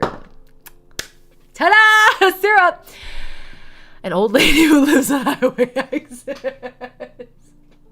It's like the modern version of the elder folklore is that it's an old lady who haunts the highway exit. It's good for colds, is it? I believe that. Honestly, the way a lot of these remedies work is like it's all placebo. So if you believe it, it'll work. Anyway, elder was interesting. I think I like my main takeaway from a lot of our conversation around it was like, oh, that's cool. Like I'm gonna start noticing it a lot more, just like on highway exits. And also probably try more elderberry stuff. I got really into elderflower, like cordials and elderflower infusions when I was studying in the UK briefly. In particular, near my school, there was a Scotch shop because we were in the UK, and they had a really, really delightful elderflower infused Scotch that I really enjoyed. That was very good. Yeah. The delusions haven't failed me yet. That's the spirit, Hina. How do you pronounce this word, Karma? What is this? The smiling man sold me some tea. Should I drink it? Coneflower. Echinacea. Echinacea. Cool. What does it do? Okay. Great. That's elder. So we made syrup. Mugwort, I think we made something from everything. So this was this isn't really making anything, but this was the mugwort pouch. The pouch of dreams. And then this was the elderberry syrup. Jajang. Okay, what's next? Let's do oak next. Oh, I can't really, I didn't learn that much about the elder, so I don't know if I can answer any questions, but if anyone has any clarifying questions, does chat have any questions about the elder? It's a cold remedy. Oh, coneflower? Echinacea? The staple, terrible tasting plant for colds. Interesting! Is it also just like, it just grows like a wildflower? Like it's just everywhere? Now I'm curious what it tastes like. Federal regulation of herbal products. Unlike drugs, dietary supplements are not approved by the US FDA before they're sold to the public. Great. Take at your own risk. Great native wildflower if you're in the US. Oh, I'll keep an eye out for it. They're big looking, like bulbous centers. My mom used to swear by echinacea. She bought it in pill form in a health food store. My thing that I swear by for colds is zinc. Which actually doesn't really sound like a homeopathic remedy, but it technically is. You can find all the homeopathic remedies at Whole Foods. I try not to go to Whole Foods because now it's owned by Amazon and it doesn't feel good. Elderberry version tastes like diluted raspberry. Oh, I'll bring my favorite tea version of it when I visit next. Interesting. We did have elderflower tea. That was interesting. I liked it. Great. We don't want any more snake oil salesmen. Yeah. Be very careful. Yeah, I do think the flowers look cool. I agree. Okay. You know what? I'll let you guys choose what's next. These are the things I was gonna show you. You have a bracelet or a jar. Which one speaks more to you? Do you want to learn what's in the jar or do you want to know what the bracelet is made of? Bracelet or jar? Karma says jar. Nezumi says jar. Oma says jar. Everyone says jar. Jars hold mysteries. Jar Jar Binks. Only Benny wants the bracelet. Okay. I will tell you, I think the bracelet's more interesting, but I think that's a good thing then to save it for later. So this jar, any guesses? What do you think is in the jar? I'll give you a nice close-up look. What are the vibes? What are the vibes of the liquid in the jar? What's a hint I can give you all? Let me see. Maybe I have a hint. Maybe this hint is too much of a dead giveaway, actually. Maybe I shouldn't give you this hint. What does a jar look like? A jar of tar! Oh, actually, you guys got it immediately. Yeah, it's ink. Benny got it. Loose Leaf got it. Moldy Breast Milk kind of got it. It's ink. It's ink. This is ink. It's made from oak gall, which apparently was a very common source of ink and dye for a long time. Let me show you. Actually, a lot of people apparently, I didn't know this was such common knowledge. Like, people just know what oak galls are. I didn't know what oak galls are. Do you guys know what oak galls are? Have you seen, is this, do you all know, G-A-L-L, gall. Let me grab another image for you guys. Here we go. Here, this is an oak gall. Yeah, they're the weird oak ball things. Yeah, three's seen it. Karma knows what galls are, but didn't know oaks had them. Yeah, I've also only seen the word gall. I agree, Nezumi and Muni. I've only seen the word gall used as like gall bladder. Yeah, Karma, exactly. So I also was just like gallbladder. Yeah, so this is an oak gall. Some people call them oak apples.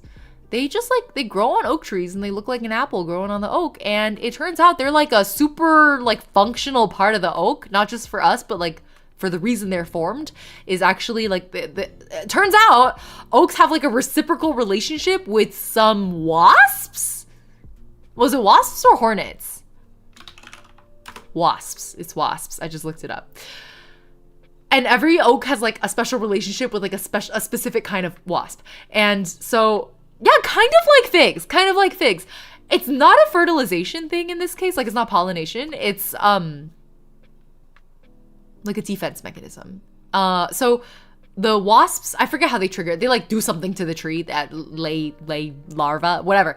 And then the tree is like, oh, my wasp friend is here, and it like makes this little ball around the larva for the wasp larva to like hatch and like live their early lives in. And it's like, I think it provides nutrition for the larva and also like literal shelter. And in the meantime, the wasp parents protect the oak tree from like other insects that might damage the tree. So they like evolved together to do this. I also think that's fucking crazy, Center. I was like, I didn't know oak trees did that. Oh, good night, Fairy. Thanks for hanging out. Wasps are actually good and contribute to your ecosystem. I know, right? I thought they were just fucking annoying. Yeah. There's like a chemical they use to like trigger the gall formation. Anyway, so the wasps defend the oak tree, and then their kids are taken care of in the oak daycare. And then the oak gall, once it's like done its job, it just falls off the tree to the ground, and then the larvae just kind of like crawl out. They are not yet fully formed wasps at that point, apparently. They don't just like emerge from the gall and fly away. They are still larvae. They're just like more mature larvae. And I'm sure every oak tree is probably a little different, but long story short, you don't harvest oak galls by plucking them off the tree unless you want trouble. Just pick them up off the ground. Usually those are spent and abandoned and no one wants them anymore, so you could take them. And so they have this really interesting almost like sponge like inner texture. What is it most similar to? Like, imagine like sawdust, but it's like compressed into a solid, and then if you were to chip away at it, it would like break apart into sawdust pieces. Like, imagine that. That's kind of what the texture of the inside of the oak gall was. And so we just kind of, this is an oak on a root. Welcome back. To be fair, when I see wasps, we do not have a cool relationship like that. Yeah, Nezumi, I have been stung by a wasp in the roof of my mouth before. So you're talking to a wasp-bullied expert here. Yeah, it's kind of chalky. I didn't expect it. I thought it would be like a woodier texture, but it's just straight up like chalk. I looked it up and some of them are on the leaf, and I've seen that one a lot. I never knew it was what it was. Yeah, I guess it depends. Like, the way it forms is like different depending on the specific type of oak tree or the specific type of wasp we're talking about. Rating your retreat out of 10. Oh, 10. Easy. It was the perfect thing I needed. Yeah, so it turns out there's like there's a color fast pigment that's in this like spongy texture inside the oak gall. And so we just took these like oak apple looking things and we put them in like a mortar and pestle and we just banged it up and then got a powder. And then you kind of just like boil the powder for a bit and you get this like really deep brown liquid. And then the way you get it from the deep brown to the black is you add some heavy metals to it. So our instructor's trick, his hack, he was like, this isn't a thing people normally do. This is just something I like figured out because I was like, oh, well, I need these minerals. Let me just use plant fertilizer. So he buys plant fertilizer. I think it's like magnesium and zinc, copper. I'm forgetting. It was like a typical plant fertilizer thing. And he just like put just a little bit into this big pot and it turned black. And we were like, what the fuck? There's like some kind of oh, maybe heavy metals isn't the right word, like trace metals. Anyways, you just put like a little bit in and then the whole thing turned black. We were like, whoa. And it's very color fast. So we were told to be very careful with it. And that's kind of it. Yeah, a lot of people would use it for like, you can use it as pen ink, like if you use fountain pens. We had an artist in our group who was like so inspired by this process. There's like I think they call it the art barn on the Esselin property. It's a literal barn. It's a barn and it's an art studio. And so it's called the art barn and it's open 24 hours and you just go in anytime. And so she literally like grabs her ink and each of us took a little jar back, grabs her ink and just like beelines to the art barn and stayed up until sunrise. She literally, the next day she skipped our morning hike because she was like, I fucking can't, I didn't sleep. And we're like, what? She was like, I was working with the ink. Chocobo Scribe, hello, welcome, thank you for the raid. What were you all up to? You've joined us right as I was explaining ink that we made in my retreat from oak galls. Let me do a shout out. Chocobo Scribe.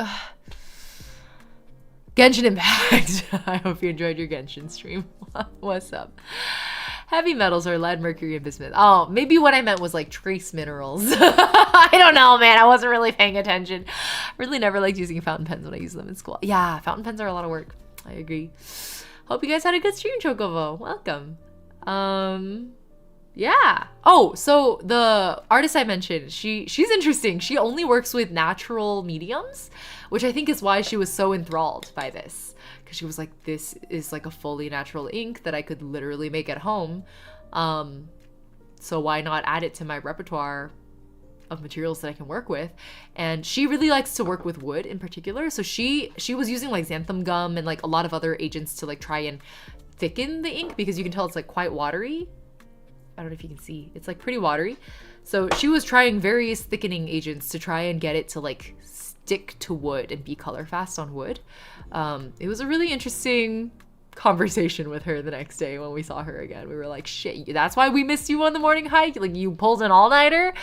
And then we were like, did it work? And she was like, I don't know yet. It's drying overnight in the art barn. I'm gonna go check it. So I actually never followed up with her. I'm really curious. I wish I knew. But also I feel like there's gotta be like information out there for people who've like tried to make this work for wood. But I don't know. Oh, it's iron sulfate. That's cool. Oh, I guess it was iron. Yeah. I guess so. Well, he held up the like fertilizer bottle and there was a list of like 3 trace minerals on it. I guess one of them was iron sulfate. I guess the others didn't matter. Ticket, hello! Good night, sleep well. Oh, Karma, thank you for dropping the Discord, indeed. Okay, great. So that's the oak gall ink. What else? Oh, we worked with acorns also to make acorn meal or acorn flour rather. And I guess this is something I should talk to Dotori about. I wanted to learn how to make the like acorn jello that Koreans eat. It's really funny. I just realized that by saying Dotori, I'm technically saying I should go talk to Acorn about it. I have a VTuber friend who goes by Dotori, which is the Korean word for acorn. She, I think, has been meaning to make it on stream anyway, so I should ask her. But they use acorn starch for that specifically, not just acorn flour. But we made acorn flour, and it was kind of a process. It turns out the no, not San Diego. The Davis Arboretum in like UC Davis in California they have like a huge arboretum that has like a shit ton of different kinds of oak trees in it. There's like a bajillion different kinds of oak trees. They all have different acorns. And I think they have rules about like open foraging. Like you can just kind of go pick up acorns and it's fine. I don't know what the rules are. You should look it up if you go do this. But our teacher just had like a huge jar of these acorns, and we spent like 2 hours just sitting there on the lawn, like cracking open acorns and getting the little filling thing out and then crushing those into a powder. And then the process of making it into acorn flour was actually so taxing and time consuming. You have to like run water through it to get, what were we trying to wash out of it? Tannins? I think that's right. I think we were washing tannins out because they were water soluble. And you just, I think the way the indigenous people do it is they put it in this like basket with a really tight weave. So the powder doesn't, like the flour doesn't leave, but the water can run through it. And then they put it in like a creek and then it just like runs like that for a while. Disturbingly, our workshop lead was like, the modern day version of this that a lot of people will do is they'll put it in a little like cheesecloth pouch and then put it in the tank of your toilet, because you flush it pretty frequently and so there's kind of running water and it's clean water. The tank of your toilet holds clean water.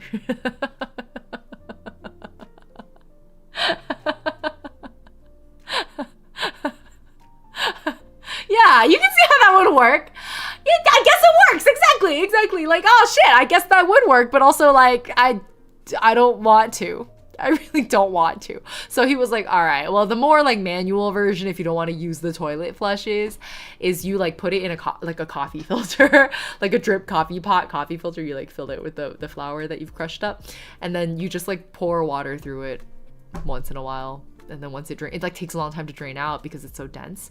And then once it's drained out, you empty it and then you pour more water through. And then it just like takes quite a lot of rinses before you know for sure. But that's how you get the tannins out. So yeah, you technically can drink toilet water, but do you want to? No. Norio, exactly. That's what I'm saying. Like, technically kosher. In practice, unsavory. Don't tempt me. My sump pump? What does that mean? Depends how thirsty I get. Yeah, it all comes down to desperation, doesn't it? Anyway, so that's how you make acorn flour, and then you can use it. He baked us like acorn flour muffins, and they were actually really tasty. I really liked it. It had this like genuinely like a nutty flavor to it. I really liked it. What do you mean savory? Gross. I don't like the way you phrased that, Potato. Sure hope you cleaned the bowl wall. I mean, yeah, I guess so. Sometimes things grow in there, huh? Well, but it's always running water, assuming you like use your toilet frequently enough, which I hope you are. It's a little pump that takes water away from building foundations. It's called the sump. I didn't know there's a specific, I love that there's a specific word for everything. That's great. Technically I can, but you probably couldn't pay me enough to drink from there. Well, I'm thinking about any dropout watchers here. Who was it? Who did the toilet bowl water thing? It was the like, I'll pay, was it Grant? Probably Grant did. I think Grant literally, is this a spoiler? I'm not gonna say anymore. There's a situation on a certain dropout Game Changer episode where it involves Grant and toilet water and a straw. Oh, Grant O'Brien, the man that you are. Mooney, good night. Thanks for hanging out. It likely was Grant. I'm like, who else could it be? Anyway, so that's oak. So we talked about the acorns, talked about the oak gall. I guess, you know what? Let's go. Let's talk druid nonsense for a moment with the oak. Like, I had a moment Well, at the moment is later on, but one of the things that I didn't expect that we were going to do as part of this workshop, and this is where like the spirituality nonsense starts to come back in. I say nonsense, but like endearingly. Like I really am quite enamored actually to like discussions on spirituality, and have been for a long time. But I liked the way we approached it in this workshop. So what I didn't realize, I could have read the description more carefully and realized this. The title of the workshop was, again, it was The Plants Who Know Us, Lessons in Botanical Kinship. And like a lot of it was about the botanical kinship part of this title. And I was like, what does that mean? And it turns out that a lot of the people who teach at Esalen are huge practitioners of like, they call it like Gestalt psychology or Gestalt philosophy. Which, like, to super reductionist summarize it, is a school of thought where you believe in, or like you follow and study the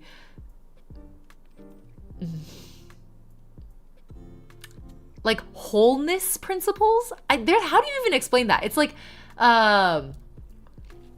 one of the words they'll use is like somatic practices, for example. And we all know or like English speakers know what somatic means. Somatic means just like of the body, right? It's not really a pantheism thing. It's like it's separate from theism. It's like spirituality thing, or even a psychology philosophy thing.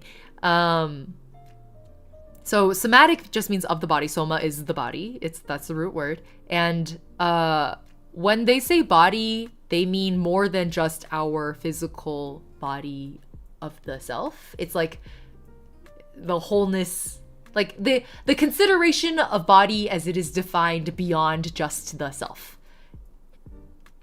I don't know if I'm really explaining it well, but just think of it as like a broader definition of like the body and the self, and like it's like a broader this but broader. Oh, Father preserve us, Halcyon notable druid. Exactly.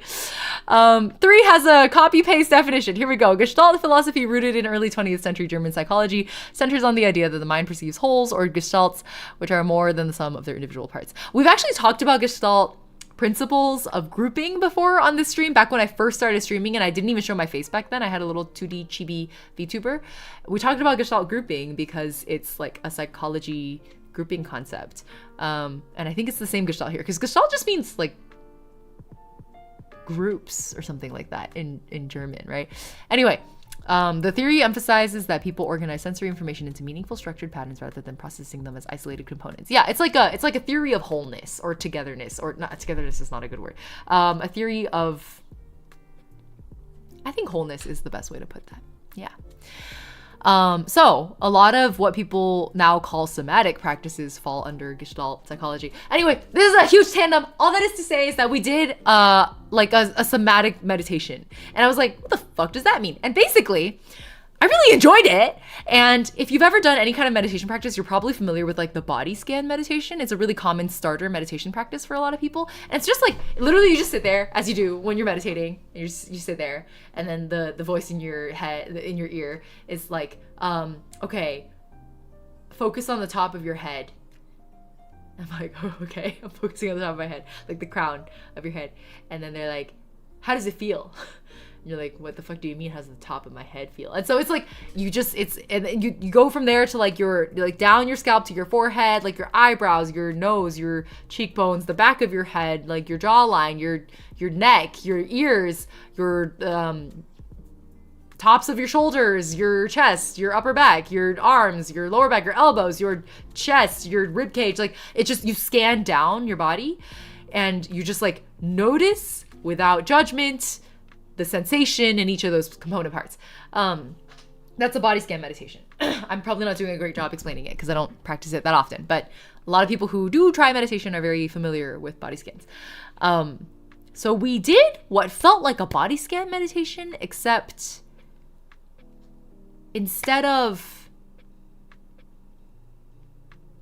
just our bodies, it was like beyond that. And let me be a little more specific. So as an example, the first one we did, just to introduce the concept to us, was like, they were like, just take a comfortable position. So a lot of us were like kind of laying down. I was like kind of half laying down with my knees up. And our code teacher the somatic practitioner teacher was like,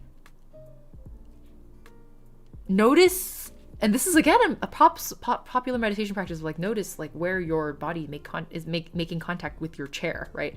But the way she phrased it was like, notice the points of your body in which you are being supported.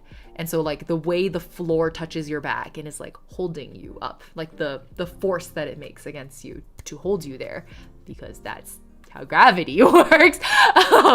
And just like notice all the points of your body that are making contact with like a structure that is supporting you. Notice the points of support, and then extend your consciousness, or I don't forget how she phrased it. It was easy to understand. Like expand your consciousness to like sort of run your thoughts through that support item structure, like down into the floor or into your chair, into the walls of this building, down the support beams, into the foundations, into the dirt, and just like instead of just the awareness of this body, it's the awareness also of the body and the structures that support it, and like deeper, farther than that. Which at first I was like, that's a whole lot of mumbo jumbo, but you know, again, I'm here to kill the part of me that cringes, so let's try it. So I tried it, and I was like, this is like weird. Like it feels weird because I'm not used to it, and it feels like I'm just making shit up in my head. But at the same time, I was like, but I kind of like I think words are failing us in this moment of like trying to explain what this meditation practice actually is. Does that make sense? Like I'm not literally putting my consciousness into the foundations of this building. I am more literally imagining the foundations of this building and the way it culminates in that sensation of my back against the floor. Yeah, it's like this awareness of our interconnectedness. Which is real. Like it takes a lot of mumbo jumbo nonsense to try and explain the feeling, but the feeling is real. So after I tried it for a while, I was like, oh, I kind of like that. Like there's a feeling there that I don't have a word for, but like, yeah, like a hyper state of awareness, something like that. Yeah. So I was just like, oh, I'm kind of into this. So that was our first one. And then we sat under like day 2, we sat under a grove of trees and we did a similar meditation, except this time it was like, we were doing breath work. And so it was like focusing, again, a popular meditation practice is like focusing on the breath and like noticing the breath. And so this time the thing that she challenged us to do, instead of like run your consciousness into the roots of this tree or whatever, it was like take the seat of your breath is how she phrased it. And so instead of like taking the seat of your own interior consciousness, you switch POVs. You like become your breath, which again, like sounds like a whole lot of mumbo jumbo. And then you try to do it and you're like, it's not literal. Like I'm not literally becoming my breath, but doing the mental exercise of trying to visualize it is helping me understand, like I'm like aware of a feeling now that I wasn't aware of before. It was interesting. I liked it. So we did that a bunch, and it kind of culminated for me. It culminated in a different thing, but for me, the peak was really, we did a similar meditation, taking the seat of not just our breath, but I think the wind. Like there was a big breeze coming through this oak grove that we were sitting under the oak trees for. And she was like, choose like in this oak grove. We were already having kind of a really it was like a crazy vertical, like crazy hike that we were going up. So we were like dead fucking tired in this oak grove. And these two, I missed this part, but these two, I saw them go overhead, but I missed the part where the people who were at the head of the group, these two condors, these two California condors, the fucking massive birds, they're like dinosaurs, flew at eye level past them on the hill where the oak grove was. Not a sight you get to see often. Condors are already kind of a rare bird, let alone at eye level. So flew past them at eye level, and then we saw them circling overhead. I'm pretty sure I saw them later. So we're already kind of in this like, whoa, that was crazy, like mood. Yeah, these condors are paid actors. And then we settle into the oak grove. We're like talking about the oak trees, and how old they are. That's pretty crazy how old oak trees can get. I didn't know that. And then they're like, okay, like look around, like settle in. Again, we're gonna do another somatic meditation. Like choose a spot that, you know, speaks to you, however whatever the hell that means to you. And I just kind of looked around, and there was like I was kind of cold, and there was a nice little like sunny patch against the trunk of an oak tree that was like a little bit farther out from the group. And so nobody was going there. It was like emptier there, and everyone was kind of like, there was a really big oak tree that we were around, and people were like climbing into the boughs of it. And I thought that looked really fun, but I didn't want to go like squeeze with them. So I was like, I'm gonna go to that oak tree where there's a patch of sunlight. It looks really inviting. And that tree has some like weird red markings on it. And I was just like, that looks like interesting. I'm gonna go hang out with this tree. And we did that meditation where we like, yeah, the mysticalness is rising, exactly. I just wanted to hang out with this tree, and I forget exactly how that meditation went. I think it was like, instead of taking the seed of your breath, it was take the seed of the wind. Can you paint with all the colors of the oak? Anyway, hung out with this tree, did the meditation there. It was great, really enjoyed it. I don't really understand what I'm doing, but it's fun, you know, kind of a vibe. And then as we were about to leave, our guide was like, I need to take a moment to address like these markings on this tree. And the whole time I was doing the meditation, I had this like, I really don't know. I must have been imagining it, but I don't think it matters that I was imagining it, because either way, it was like real comfort to me. Like this tree was very comforting. I was leaning against it for most of the meditation, and there was like a spiritual warmth from this tree. I mean, have you ever like hung out with like in the shade of a plant, of like a large tree in the park or something, and just like really felt at home there? Like that, it was like that feeling. But with this oak tree with the red markings on it. And he was like, let's like look at these markings. And so I like stand up, and I'm like looking at this tree that I've been leaning on, and like getting a lot of this feeling of comfort from, like a motherly feeling of comfort from. And he was like, these marks are axe scars. Like it looks like somebody has been practicing axe throwing or something, or just taking a fucking hatchet to the trunk of this tree. And it's obviously been a while, because the red marks are like the parts of the tree, it's like growing over the parts of the, yeah, axe scars, literally. Yeah. I didn't realize at the time when I went to hang out with this tree. So it was like jarring for me, because I was like, oh, like I was getting so much comfort from this tree, but like somebody came along like not so long ago and like really hacked it up. And I was like, and I didn't know, I didn't notice. You get bit by ants so many places. Yeah, that's really true. I think one of the beauties of the Pacific coastline is that there's actually not that many bugs. It's pretty miraculous. I mean, we had a lot of bugs still, but they're not the type to like bite you for the most part, and it wasn't tick season, thankfully, so we didn't have to worry about that. But yeah. Oh, thank you for hydrating and stretching me. Okay, here's my tea sip. Oh, I oversteeped that. This is a huangya, a yellow tea, and it's the buds.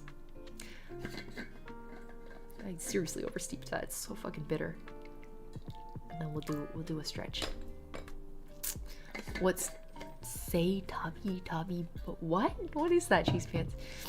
It was comforting you in its state of vulnerability. I know, exactly, JP. I just like had such a strong, sudden sense of like, I don't know, I just went full druid, right? I just like had a druid moment. I just had a full-on tree hugger fucking moment where I was like, I got so much comfort from this tree, even though it's like been hurt. And I was just like getting kind of emotional. But I thought that was cool. Like I thought that was a cool emotion to experience, because I think obviously like we live in a society that frowns upon these kinds of tree hugger druid moments, right? Because they're like, you're crazy, like you're a cultist. But I think it's fine to be like, I like this tree, and this tree provided me like practical comfort and also emotional comfort because I like this tree. So why shouldn't I feel for this tree that it like fucking got hacked up by some dipshit with a hatchet? Like, we live in a society. I like how you guys are really, Saturn especially is having a lot of fun quoting like snippets of my actual sentence, like out of context. Since we're on the topic of druidism, recommend Esoterica. Ooh, that sounds fun. On YouTube. Okay, I'm gonna look them up. Thank you for the recommendation. Yeah, and I wasn't like literally hugging this tree either. I was literally just leaning on it, as you do when it comes to trees. It's like they were made for it or something. I really like leaning on a tree. I like a good lean. And it was just, I don't know, I just had a moment where I was like, oh. I had a tree hugger moment. It was great. Yeah, I think feeling for the plant seems really okay and healthy for me as well. I agree. I just had a moment of like realizing I hadn't permitted myself to feel that way in a long time. Like I grew up around trees that I loved a lot as a child. Always had a penchant for tree hugging. I did. There was I forget what kind of a tree. I want to say it was like an olive tree in the backyard of my parents' house growing up. And I didn't have a tree house growing up, but I did have it had like a slant to the trunk. And so my dad had hammered in these like little wooden slats so that it was kind of like a ladder. And so I would like climb this ladder and I would go hang out at the top of this tree. And we would just hang out. I didn't bring a book with me. I didn't bring a game with me. I would literally just like climb up into this tree and like chill with the tree. And I don't know how much of this is like memory I'm fabricating in my adulthood, of course, but how I remember it is like, it was just me and the tree and we were vibing out. And the tree was very much like an active participant in this relationship. Like it wasn't, I'm hanging out with the tree. It was me and the tree are hanging out. We were made to be on trees. But yeah, I mean, we're evolved from apes. It makes sense. Yeah, I agree. There was that tree. And then there was a maple tree in the front yard that it was like right by the road. And I would, it had a branch that extended sort of towards the road, which unfortunately would be its downfall. But the bus stop for the school bus was like up the street from there. And my grandpa would meet me there and he obviously walked slower than my little dumbass child legs. And so I would like run down the hill really fast from the bus stop when he picked me up. I would beat him home, and then to wait for him, I would like swing up onto this tree branch because it was like the perfect height for my like 6-year-old self to like grab onto overhead, and then just like, I remember I would like put my legs on the trunk and then flip onto it. My favorite branch. Loved that branch. And then me and the maple, we would just hang out until Grandpa got there. And then one day I came home and that branch was gone. Like the city people had come by to prune the trees, and they just pruned this branch away. And I was like, you motherfuckers. It literally felt like I lost a limb that day. That's always how I describe the feeling. Like there's no other way to it was just a feeling of such deep loss. It's like a lost an arm, you know? Oh my God, I'm still so upset about this tree branch. I loved that branch so much. And the next branch up was it was too high up. I couldn't reach it. I think to this day I can't reach it. But anyway, always been a tree hugger, I guess, since early childhood. But that's my tree hugging story and the oak part of last week's adventure. We barely climbed.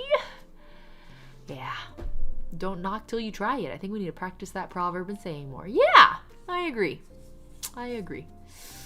Esoterica lost tenure. Oh, was he a professor before?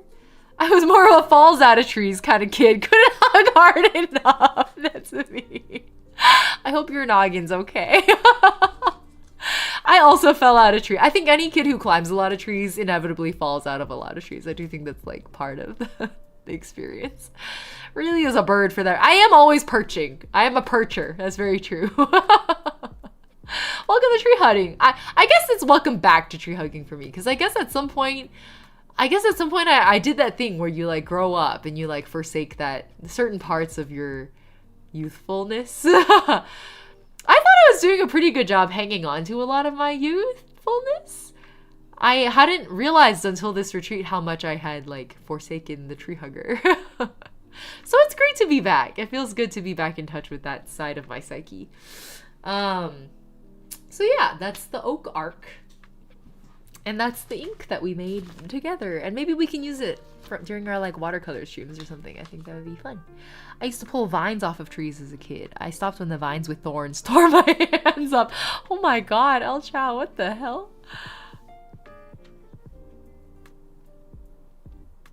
I'm sorry your hands got cut up. But I think that is what the thorns are for. Yes, let's talk about the bracelet. Good prompt, Karma.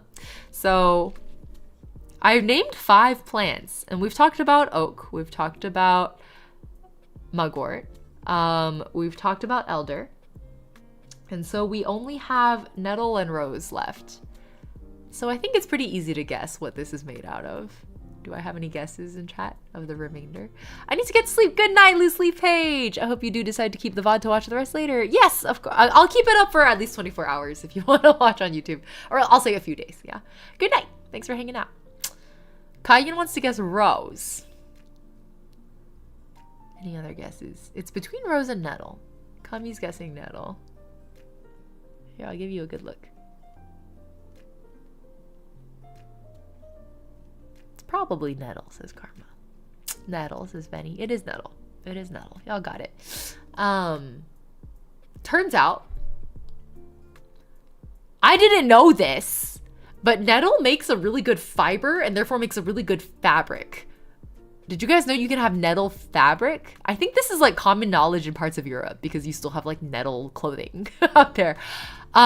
I didn't know this. In fact, there are still posters out there. You have like wartime posters from like World War II or some shit in like, unfortunately, probably Germany, where they were like, to help in the wartime effort, like go harvest nettles and like use the nettles to make fabric and like, because we don't have any other fabrics because we're using it for the war effort. So this is the outer part of the nettle, not the fascist nettle.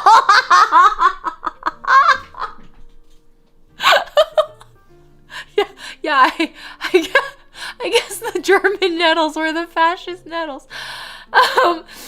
Anyway.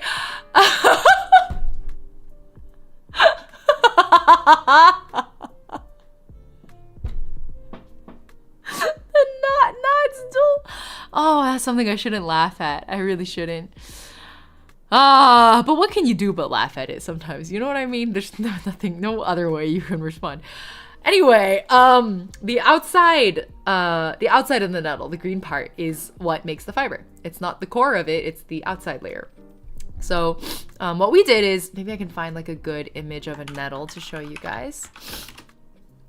Like a nettle bush. So this is the stinging nettle. It do in fact sting. Oh, I think this is a good look at it. Here, this is from Wildflower Finder. Boom. Here is a nettle bush. And you can see it has like these long stalks with leaves on it. So we were just like cutting close to the base of the stalk. And we were told to harvest, we used our pocket, I brought a pocket knife. You kind of go diagonal towards the base. And the diagonal cut is so that water doesn't pool in the stalk if it rains. And it won't damage and then it can grow back healthier.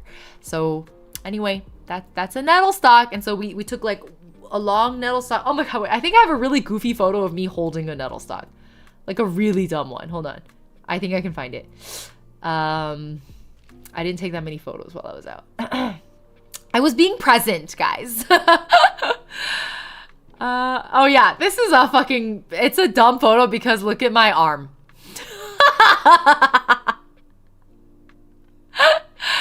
It looks like that because it's like a really like wide angle photo. So that's why my arm looks really stupid long. More accurate arm. It's not even close. So it was a really long nettle stalk, which is why I had to use the wide angle.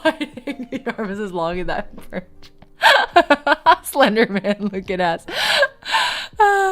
Yeah, I really didn't take that many photos, but this is one of the few photos I took, and it's just because I was just like, this is a cool looking stalk. Anyway, so it originally was in this like bush, and then we cut a stalk off and then used really thick leather gloves to avoid the stings. We like stripped the stings off by just like running our gloves over the stalk until finally all we had left was this bald looking thing. Excuse me. So to make the fibers of the bracelet, usually, okay, the correct way to process the nettle fiber is actually to let the nettle dry out first and then ferment it, and then you strip it. But we were just playing. We were just like learning the basic processes. And so just to play around, we like stripped it fresh wasn't dried or anything, which made it kind of hard to make string out of. And then they were teaching us how to make string using raffia grass, which is not native to California. It's like from a craft store. So they brought dried raffia for us. And I braided this. It's just like a twist braid. It's really simple, actually. This is actually a 2-ply. I double braided this. So it was like, it had a single braid. You can kind of see the ends of the single braid. Shoot. You can kind of see the ends of the single braid there. And then I twisted it on itself to make a double braid. This is like a really strong cord. So this was us practicing. I got really into it. It was like great for my ADHD brain. Really enjoyed that twisting motion. Not unlike making friendship bracelets during summer camp. And so after we practiced on the raffia, we stripped the nettle fresh and then we did the same thing. And you can tell that the weave really loosened up on this one compared to like if you just hold these two together, it's like very different. And it's because we braided this one fresh. And as it dried out, it loosened up because the water went away. And so the remaining space it was space. But I made a bracelet and it was tight around my wrist and now it's like this really loose situation. I just kept it just because I thought it was interesting. But the interesting thing that I learned about nettle, other than the fact that its fibers can be used to make cloth, are that the stings hurt, obviously, but they actually have therapeutic properties. I didn't know that. One of the coolest things I learned that our guide actually, oh, good night, Gecko. Thanks for hanging out. One of the coolest things I learned, our guide didn't know this. There was somebody in our group who was just like, did you know? And so again, I haven't fact checked this, but it sounds right to me, is that one of the ways, like say you're out in the backcountry hiking. This is purely a hypothetical, okay? You're out in the backcountry hiking and someone gets stung by a bee and they're allergic and they're going into anaphylactic shock, or someone's having an asthma attack. I don't know. And you can grab your nearest stinging nettle, which of course I guess you just have growing nearby, surely.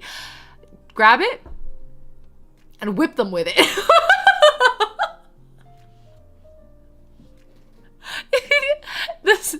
You just whip them and the stings, like they'll get just one thing to open stream to. Hi Rids, welcome. I love how Unicorn Twitch side and then Rids YouTube side are both coming into chat right now like, what the fuck did I do? And we're like whipping people with nettle out here. Yeah. And so the reason for that is because don't threaten me with a good time. So you whip them with the nettle and sting them with it intentionally, like probably on their arm or leg or something, because it stimulates like a histamine reaction. And I guess it turns out that I didn't know this. Again, we should fact check it. If anyone wants to do that right now, I'd appreciate it. But your histamines get distracted. So you're like going into anaphylactic shock because you're like allergic to a bee sting or something, and then and then you whip yourself with a nettle and all the histamines in your body are like, there's a distraction, and they like run to the distraction instead, and it like buys you some time so you don't die of anaphylactic shock.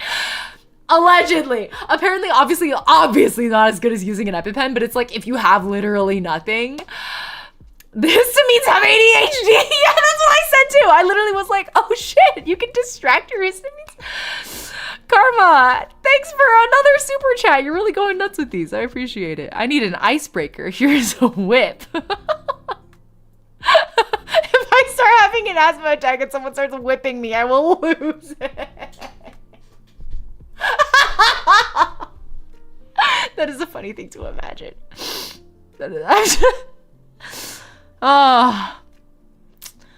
Whew. It has a compound used to reduce inflammation in histamines. Yeah. You're like pointing somewhere. I was going like, look, distraction. And then I don't know if this actually works. I think it may just be like a folklore medicine thing, but I just think it's funny. Also, like it turned, I don't know. I've always been like afraid of stinging nettles because I was like, ooh, ouchie, but it turns out that the ouchies are like pretty minor. I like tested it just to be like, what does it feel like? And it was like really not a big deal. And well, I mean, okay, some people have a really bad reaction, but I was just kind of like, oh, okay. Like now I know what it feels like. And so we actually had someone in our group who had some like she was having some like knee inflammation issues from the hike. It was a very steep hike again. And so she had her boyfriend, who was also there. He cut one of the nettles, and they were talking about this. And with our workshop lead's blessing, he took the nettle and started like whipping her knees with it. It was like a flip, flip, flip, flip, flip, like a gentle whipping around her knee area. And she described the sensation as being like tiger balm, which is pretty crazy to me, because it's just like it's a like the stinging nettle, the stings in particular are used to stimulate circulation in an area, which makes sense because your body would be like, oh, what's that? Like, let's go deal with that. And so you get circulation. Sorry, I just thought those Usagis, I'm not a big fan of histamines. You could even say I'm anti-histamine. I could not finish my sentence after I read that. What was I saying? The nettle sting isn't just a thing to be avoided, basically. Like it's also kind of has remedial applications. So you do get some like minor welts, usually is like your tiny allergic reaction to it. But I was looking at her knees after, and it was like, yeah, there were like some small raised bumps, but mostly she was like, yeah, I don't like, it doesn't itch, it doesn't hurt, it just feels like tiger balm. It's like this weird cooling sensation, and you can tell that there's like increased circulation. I just realized I didn't do karma stretch, so let's stretch our shoulders together while I chat. Yeah, I think the anaphylactic shock thing is like she presented it even as like, this is just like a folklore, like old wives' tale kind of thing that I know about, which is why our guides were even like, we have never heard of this. They were like, that's interesting. I can see how you would only want to resort to that in like a really dire situation where you have no other options. It is a natural antihistamine. Yeah. Who knows if it's enough though, right? For like actual anaphylactic shock. Like I wouldn't stake my life on this, but if I were out in the backcountry and like stuck with no other options and my only other option was to die of anaphylactic shock, I'd be like, yes, please try whipping me with these nettles. Let's see if it does anything. Yeah. Alleviate minor inflammation. Yeah. So that's what we were doing. And the woman who did it with her knees was like, yeah, it actually like really fucking helped. Like it helped her a lot. So she hiked down, no problem. She was like, it's not bothering me anymore. Will you play Silk Song? Razcast, thank you. I like my hair too. I probably won't play Silk Song on stream. I haven't even played Hollow Knight yet, and it's like too long to stream, so I'll play it off stream probably. And then you'll hear me talk about it. I don't know, I guess I could stream it. I don't know, it's just long. I don't really want to. I don't usually do longer game streams because it feels like a large commitment. Okay, nettles. I think that's it for, oh no, and then we made nettle tea, except it tasted more like broth because it was so savory. And I guess this is another thing I didn't know. It seems like really common in a lot of cultures, so some of you guys may know in chat. Like people just have nettle soup. Nettle soup is like a common thing in a lot of parts of the world. It's like super rich in iron, was it?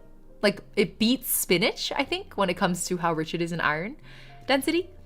And a lot of people just have it in soup. Like this is just a normal thing. I thought it was so tasty. Yeah, I drank the broth and I said broth. It was tea, but like it tasted like a broth. And my first reaction was, oh, that tastes like kombu. Like it tastes like a kombu broth. It's rich in nettles. Like stone soup, but with flavor. What does that even mean, Karma? Either way, enjoy your time with it when you start. Thank you, Razkaz. I am excited to figure out what the hubbub is about Hollow Knight. Local village witch whipped by nettle, exclaiming, "Get rid of the itch!" to locals. That'll be me, burned at the stake because I told locals to whip themselves with nettle. I like to saute them. Yeah, I really want to eat nettle now. I'm really curious. So we were told, so the point at which we were harvesting the nettle, it was like too fibrous, and so we were told that it's not like a version of nettle that we can eat anymore. So we were stripping it for the fibers, because that's where you want to use the fibers, right? Is when it's like really fibrous. But when they're like younger in the spring, when they're first poking out of the ground, that's when you want to eat those. Like the tender nettle shoots are what make for good leaf eating. Stone soup is a real thing where poor folk will literally boil a stone. I mean, I've heard of it. I've read about it in like books. But what do you mean by stone soup but like with nettle? Isn't that just broth? Exactly what Cheese Pants said. Exactly. It's like anything other than stone would just be soup at that point.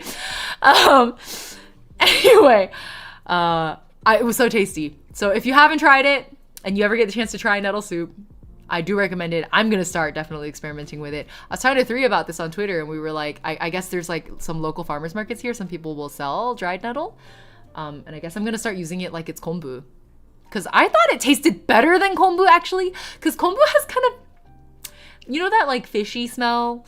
I'm not super into that fishy smell. So yeah, I was like, I'm good. I prefer nettle. So I'm gonna see if I can like find a consistent source for dried nettle. Your peekaboos look so cute. Thank you, Bun Bun. I'm glad you like them. They're very grown out. Look how grown out they are. Wait, can you see like look how the roots are super, super long.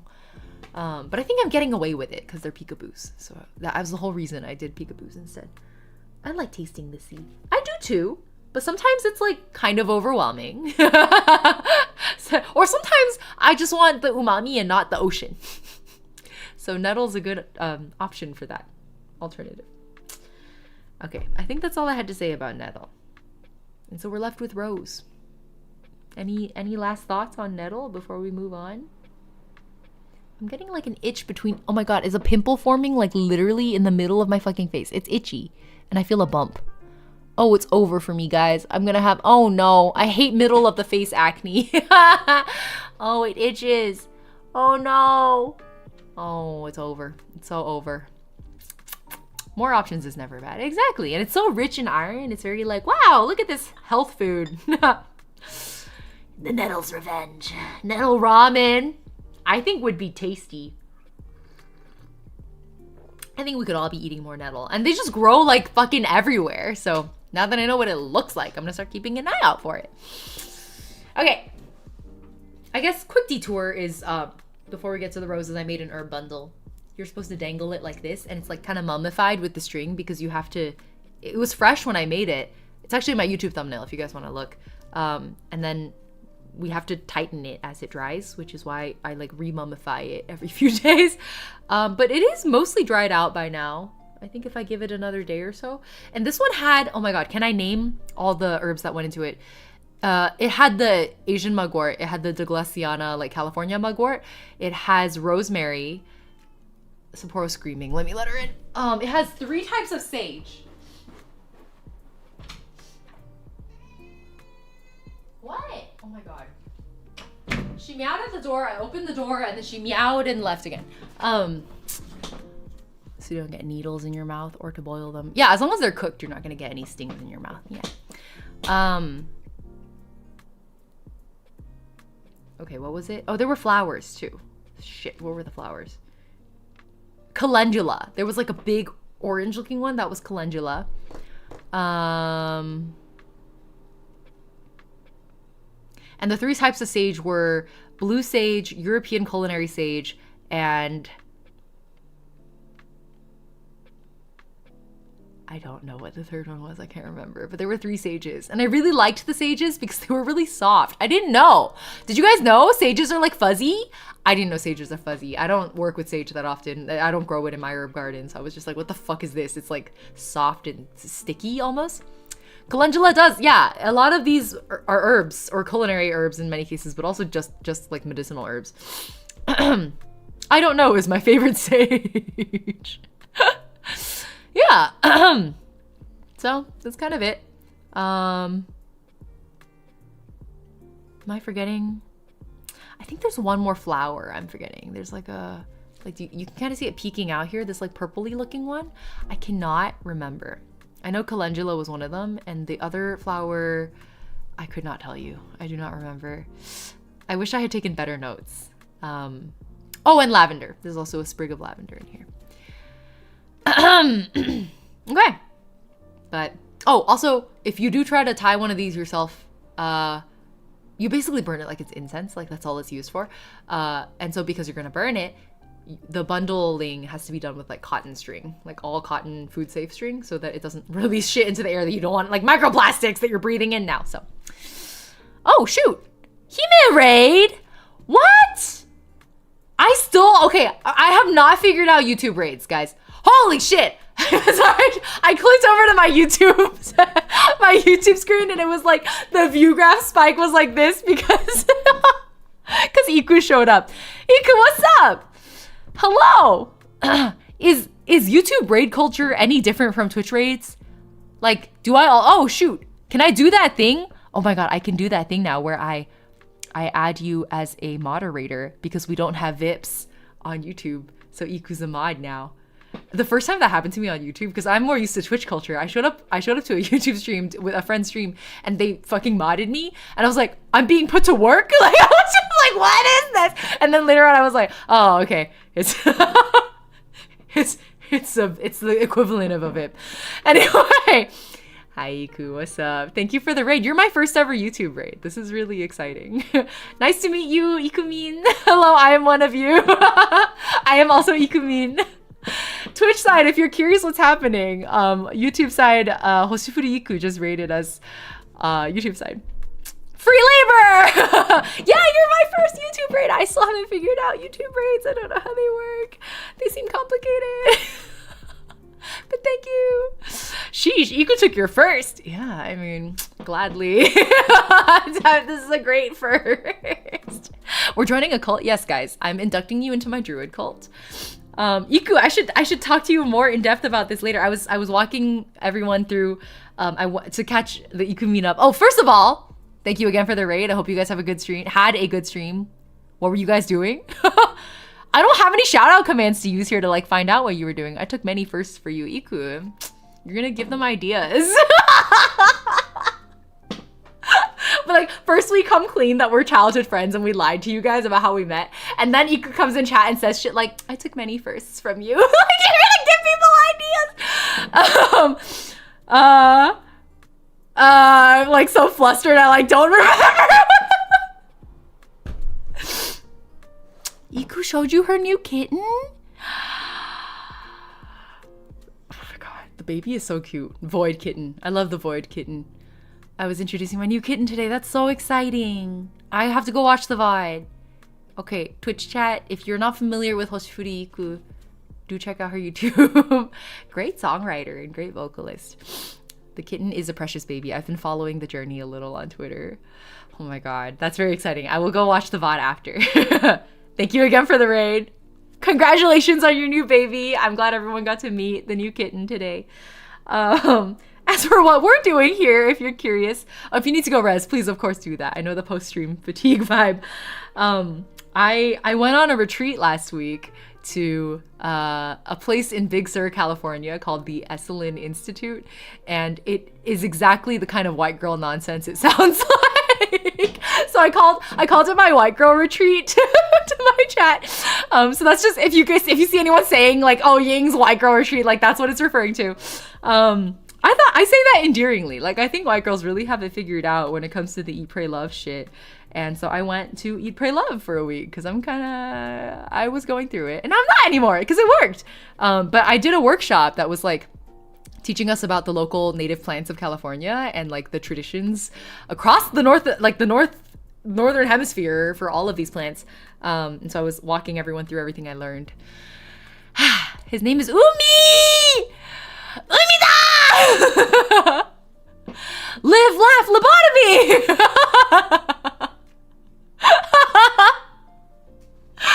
Iku gets it. But yeah, so we're just talking plant stuff, and that's why it's a plant cult, is because I like learned a bunch of things about plants, and then I got like really in touch with nature. And you guys are actually just in time for, I think, the culmination of the workshop. So we talked about 5 major plants that we're focused on. So we went through mugwort, oak, nettle, and elder, as in like elderberries or elderflowers. So those are the 4 that we've talked about already. And then the last one is rose. And so that's the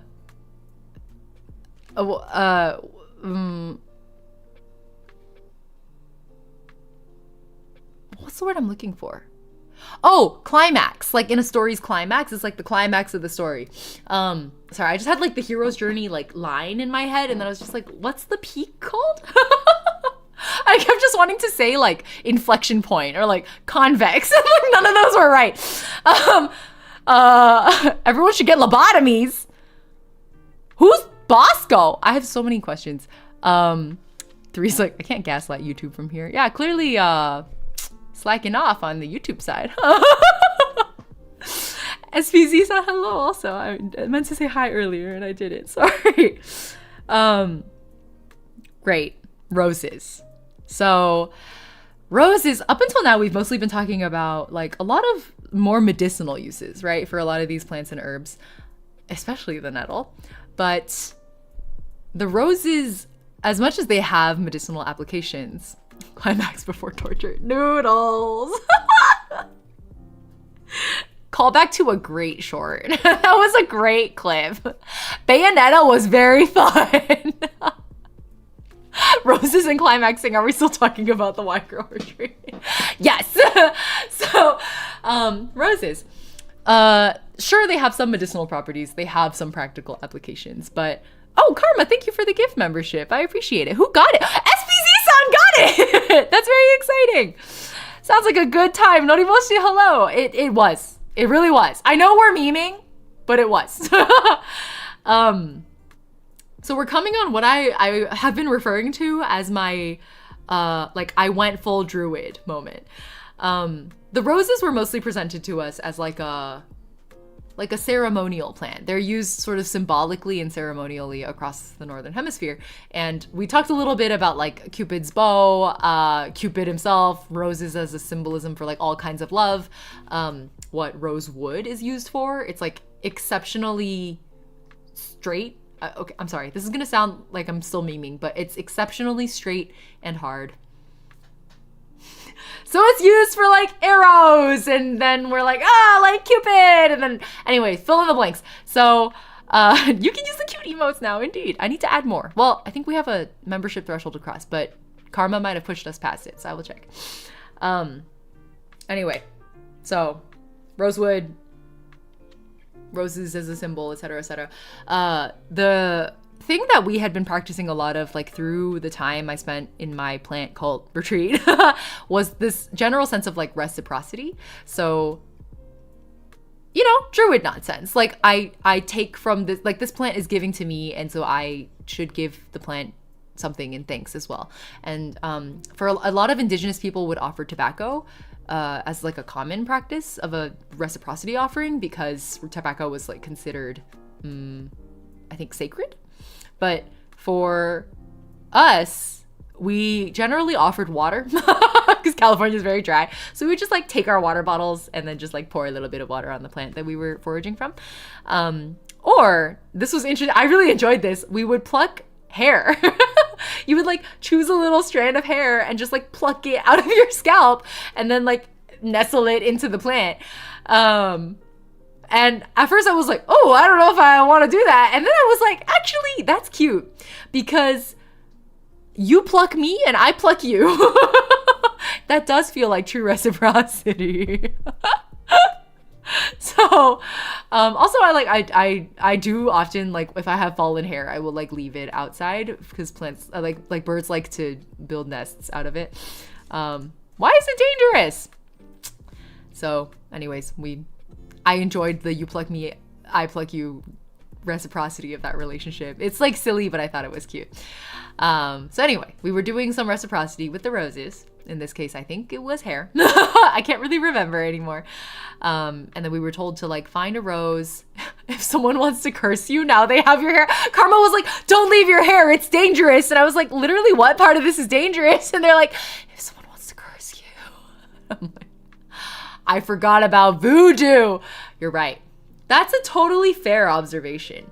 But how will they know which one is your hair when you're surrounded by like 20 other people and we've all put our hair into the rose bush? I never knew how dry California really could get until I lived there. Yeah, it's really mind-boggling, actually, how much of a desert state most of the state is. But that's why we would usually just like with the mugwort, we poured a little bit of water on the mugwort that we harvested from. Anyway, so we had this moment of reciprocity with the roses, and then we were told to collect rose petals. Like, find a rose that speaks to you, was how it was phrased to us. So I found it was like a California wild rose, which looks really different from most roses. It actually just looks like a 5-petaled white flower. I would not have clocked it for a rose. I was like, that's a pretty flower. And then they were like, that's a rose. And I was like, that's not a fucking rose. And they were like, that's a rose. Yumi! Hello! Welcome, raiders. Full health raid. We're getting a lot of VTuber raids today. Very exciting. We got Iku on YouTube side. And then we got Yumi Twitch side. Hello, welcome. We have bred roses like we bred wolves into pugs. Yeah. I mean, it's more so that yeah, that's true. We have bred them into being that way. Hello, Yumi. Welcome. Hope you had a good stream. Glad to have y'all. Sims 4. Yumi was playing Sims 4. I hope you had a great Sims 4 stream. I feel like Sims is always really fun to stream. I've been meaning to for a while. I love watching Sims streams. Y'all are always up to some bullshit. You know what I mean? Welcome, raiders. Yes, Twitch side, YouTube side. We've been raided both sides today. It's very exciting. Thank you again for the raid. I hope you had a good stream. If you need to go rest, please do. You guys are joining us right at the climax of me telling the story of last week's adventure.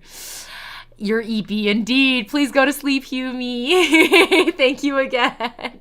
Yumi now. Okay. Roses. So we were talking roses. So we were told to go to these, just choose a rose or a rose bush that spoke to us, and then harvest roses. And so rose petals, if you've ever like touched a rose, they're very delicate. And so generally I think most of us were just kind of keeping to the outside of the roses or finding like loose rose petals that were already on the ground. They just kind of fall everywhere. Oh yeah, see you very soon, Humi, on Saturday, right? We're doing a little crafting party together. Yeah, so I really liked this California wild rose after I found out that it's like the native version of a rose, and picked like a small handful of petals. And then we went into a ravine that was on the Esalen Institute campus that is usually closed to people. I think it took some fire damage during the wildfires, and then it's just been like closed since then. That was years ago now. We got special permission to enter this ravine. And just like imagine California. Sorry, I think that's gonna become my running joke for me. Saturn's in there like ready with the quote already. I'm gonna hit the Bard thing. I'm gonna do the Bard thing. I won't speak for Humi. I don't know what Humi's planning to do.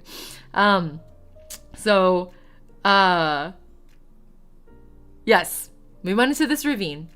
Imagine California redwoods, okay? Like these beautiful, just like majestic, huge trees. And it's like, if you know what a ravine is, it's like a really tiny valley.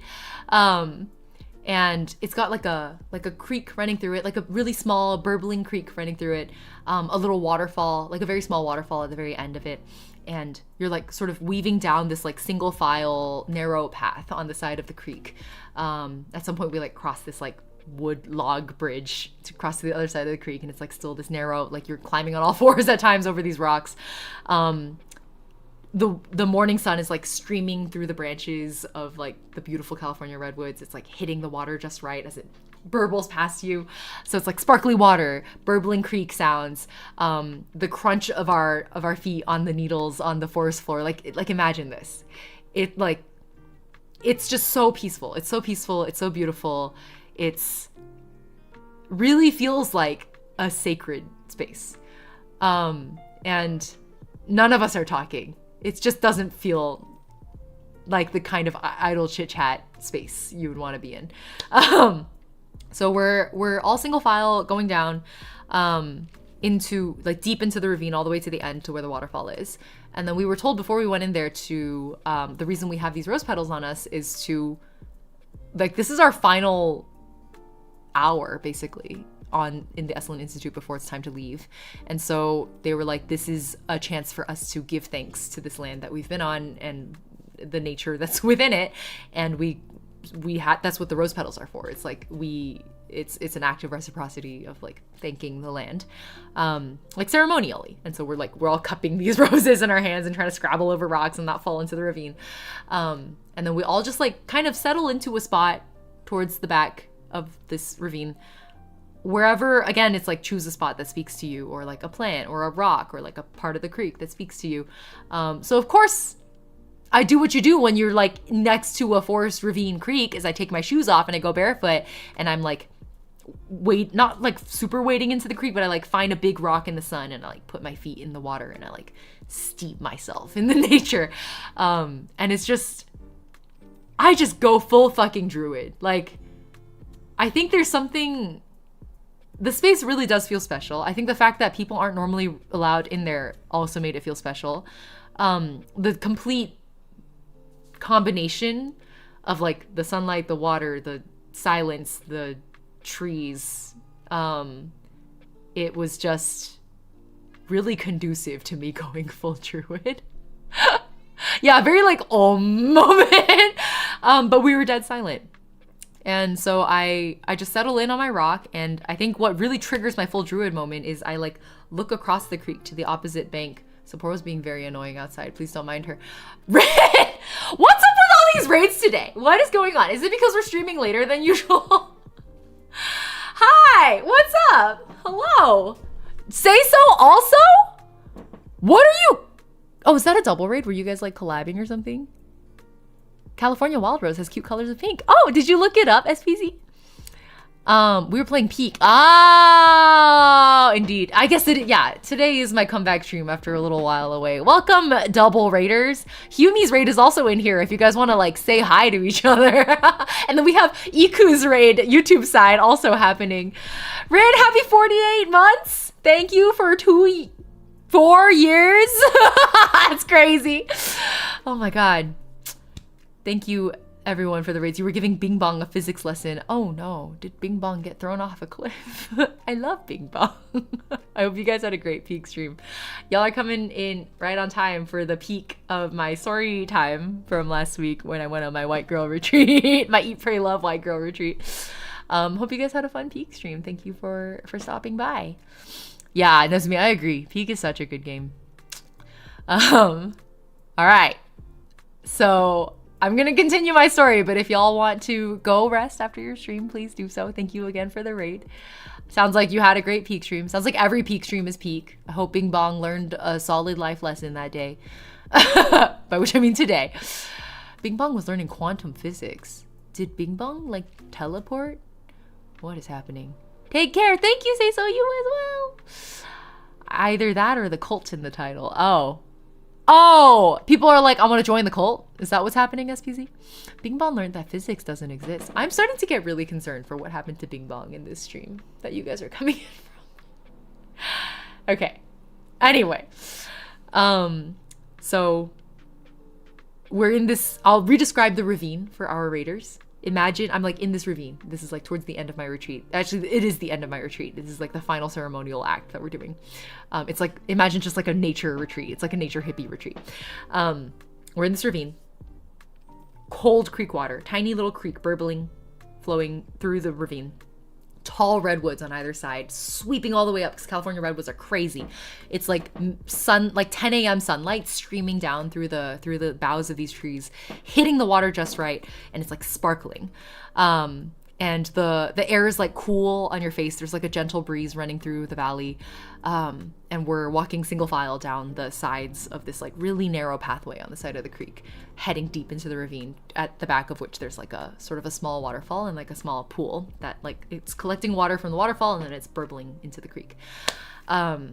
Gorgeous. And I was telling chat earlier, it felt like a sacred space to me, and like none of us were talking. We were all dead quiet. We have our rose petals that we've gathered, and I like sit down on this rock. I like to think of myself as like a lizard sometimes. Like if I see a big rock and it's in the sun and it looks really comfortable to sit on, like I will sit on that rock. So I choose my lizard rock. Everybody chooses a spot and I'm like, I have to go for a lizard rock. And I look around. It takes me a long time to settle in. I'm like a dog circling on a pillow. I find my rock, sit down on it, shoes off, feet in the creek.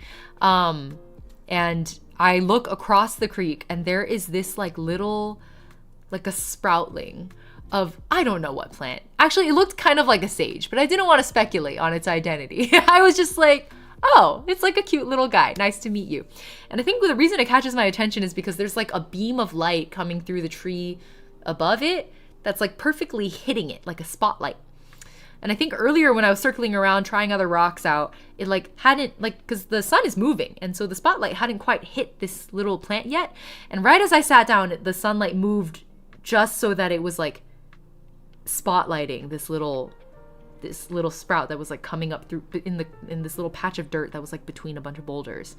And it was like me in a beam of sunlight, this sprout in a beam of sunlight. My feet are in the water. I'm like completely immersed in the magic of this natural scenery. And it was just, it was like the world disappeared, and it was just like me and this sprout. And we were like having a moment together. And I think that moment was kind of an epiphany for me in terms of like how meditation works, because I think anyone who's tried to do a meditation practice can relate to the feeling of like meditation is really challenging because it's really hard to not have a line of meta commentary running in your head. You're always thinking about thinking, if that makes sense. Like you're not just thinking, you're thinking about what you're thinking. And especially when you're meditating, because then you're like, oh, like I am having thoughts of like, oh, I'm thinking about like what I had for lunch, or like what I should prep for dinner, or what happened at work today, or what my boss said to me, or deadlines that are coming up later this week. Like I'm thinking about the fact that I'm thinking about these things. So this like meta thought process is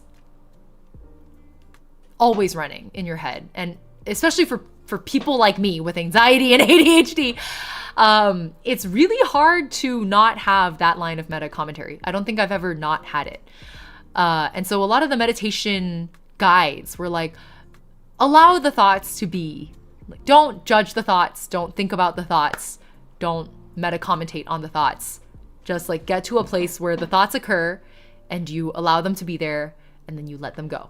And I never was able to get to the point of like, here is thought is gone. Here is thought is gone. Versus like thoughts about thought. Like more thoughts, more meta thoughts, meta thoughts. Like I'm just like layers down into the thought patterns at this point. Happy 44 months, Mike it. Oh, improv group. Fun. So in my meditation practice, I've been very unsuccessful because I just haven't been able to get rid of that. And that moment I had with my feet in the creek, my butt on this warm ass rock, my eyes completely enraptured by this sprout, and the rest of my senses like completely captivated by like the breeze in the trees and the sounds of the leaves rustling over me. I think that's the first time in my life that I can remember where I just was. Like I wasn't thinking about being. I was just being. And I know that sounds like stoner nonsense, but it's like the kind of feeling that like once you've experienced it, like when I talk to people who've like been in a meditation practice for many years and very successful with it, they're like, oh yes, like you achieved it. Like that's the state that we go to. That's the place I go to when I meditate. And I was like, this is why people meditate? Like that's what it's like? And they were like, yeah, it's a complete and utter peace, not in the way of like, I'm not a dead body. It's a complete and utter peace in the sense of like it's like a oneness with your surroundings, whether that's nature, whether that's you at your office desk. It's like I am here. And that's it. Like, I'm just here. I'm not thinking about what I'm doing here or why I'm here or what I'm going to do next or thinking about how I'm thinking about any of those things. It's like pure, yeah. I mean, it's Zen. It's like Zen Buddhism. Zen Buddhist meditation literally takes you to that place. And I think I conceptually understood what that was like, but I didn't actually know because I'd never experienced it. And so that was my first time. And that's why I keep saying like I went full druid, because I became one with the woods. I literally, in the like, I don't know, 10 minutes I managed to achieve that state. I was fucking like, I am the Lorax and I speak for the trees. Like when I came out of it, I was just like, holy fucking shit. I did it. Like, I didn't realize that was something I was even trying to do, but I got there. Yeah, exactly. It's hard to describe for someone who hasn't experienced it. I don't know. I was just like, what the, it's like, is this why people do hallucinogenics? Like, is this ego death? This is the enlightenment Buddha raved about. But that's the weird part, is like, it wasn't enlightenment. Like, it wasn't any like higher state of being. It was just a state of being. In fact, it was nothing except for being. And I think anyone who like struggles with, in particular, like really negative internal self-talk, which birds of a feather flock together. So I know most of you guys struggle with this, because I do. I think the craziest part was that there was no self-talk. There was no, ow, I just hit my wrist hella fucking hard on the edge of my desk. There was no voice in my head. Like, there was no commentary. There was no meta commentary. There was no thought. I wasn't thinking. I was just being. It wasn't even nothingness. It was just like, in fact, it was the opposite of nothingness. It was like pure existence. I was just existing. I was just existing, and I was doing nothing else except for exist. Yeah, a total mental clarity. Exactly. Yeah. So at some point in that process, I like had let go of the, like, I had reached down with my hands full of the rose petals, like into the creek that was very cold, actually. I had to keep taking my feet out of the water because I was like, I'm gonna get frostbite. But at some point I had like dropped the rose petals into the water. And then it was over. Like the beam of light that was on this little plant that had so captivated me, it like was moving this whole time because the sun is moving. And so the beam of light moved until it was like perfectly spotlighting the plant, and then it kept moving, and then the plant wasn't in the light anymore, and then I was done. And then our teacher, he likes to make this like bird call kind of noise. He was like, caw, caw, in the corner, and then we were like, well, stood up to leave. Fucking insane. Like, I have not stopped thinking about that moment where I went full druid. It wasn't even a state of being I thought was possible. Like, I just, like, what the fuck? Bitter Bones, welcome to chat, hello. Bro, that's impressive. I tried that and I can't make the voices in my head shut up. Exactly. I have also been fighting that battle for over a decade now, since I've like consciously started trying to get rid of the voices in my head, which like sounds like crazy shit, but like it's true. I think we don't want to live with those voices. So yeah, I think, yeah, top 3 life moment for sure. What a great way to wrap up my like eat, pray, love white girl retreat. Synchronicity. Yeah, synchronicity is a good word for it too. Yeah, I just thought, I don't know if I did a good job explaining the moment. I tried to be very visual about it because for me it was a very visual experience, but it was also very sensory. Like all of my other senses were activated as well. And I definitely was primed for it because we had at that point done 4 days straight of like plant immersion and meditation and like I am the Lorax, I speak for the trees moments. Like we were just doing that for a week. So Friday morning, I guess, was the ultimate culmination of that for me. I just got to go full druid for 10 minutes. And it was like, I don't know if it was life-changing necessarily. Like, that seems like strong term. I don't know if it was life-changing. I guess I'm going to find out if it was life-changing. But I think the biggest thing was that I learned that I can achieve a mental state like that. Like, that's possible for me. Because I didn't think it was. I've heard people describe it. And I've been like, that sounds fucking nuts. Like, that sounds great. I would love to do that someday, but I just don't think I can. And now I'm like, but I can. I actually can. It's like realizing that the trees speak for themselves. Yeah, which sounds like crazy nut job druid shit, but now I'm like, no, I get it. I get what you're trying to say. Like, I understand that English cannot explain this concept that I'm trying to say, but the trees speak for themselves. I'm like, how do I explain this experience without sounding like I joined a fucking cult? But I did my best. I hope that communicated itself. I did not achieve enlightenment. That wasn't the goal. It wasn't, we were doing a final, after this, we like came out of the ravine and then we did a final reflection in a circle together. And I was like, it's not a sudden sense of like epiphany or enlightenment. Like I thought that's what it was going to be if I ever achieved it someday, but it's not. Rather than like a sudden like light switch flipping on, which is what you think an epiphany is gonna feel like, right? It's not that. It's more like a gradual dawning, like a gentle dawning, gradual realization of like a very simple truth kind of sinking into you. It's like a really, really, really, really gentle and gradual process. It wasn't 0 to 1. It was some curve in between those two things. And I also don't think you ever reach the one. I think it's like an infinitely approaching infinity situation. So I don't know.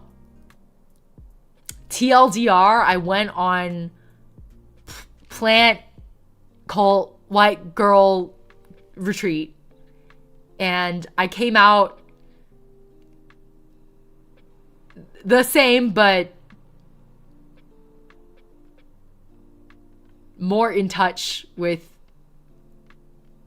my druid side. Like, you know, there's a druid spell that's like, what's it called? Commune with nature? Is that what it's called? I think it is. Hold on, let me double check. I use this spell a lot. I should really know. It's been a while. Druid, commune. Yeah. Commune with nature. Commune with nature, druid spell. You literally, the spell description in 5e is you briefly become one with nature and gain knowledge of the surrounding territory. In the outdoors, the spell gives you knowledge of the land within 3 miles of you. And so like you can gain knowledge about, you choose 3 facts of your choice in the way this spell works, but you can learn about like the terrain, bodies of water within like 300 feet radius of you, plants, minerals, animals, people, celestials, like beings, buildings. It's just very, I think like we intellectually understand because we like have read enough fantasy. We've had enough like high fantasy nonsense in our lives to understand what this is getting at. But I think I experienced the 5th level divination aspect of this spell.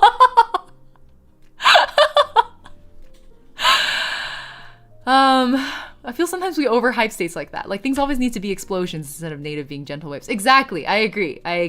It's not a big explosion. It's a gentle wave. It's just another wave on the shore and then it recedes. Yeah.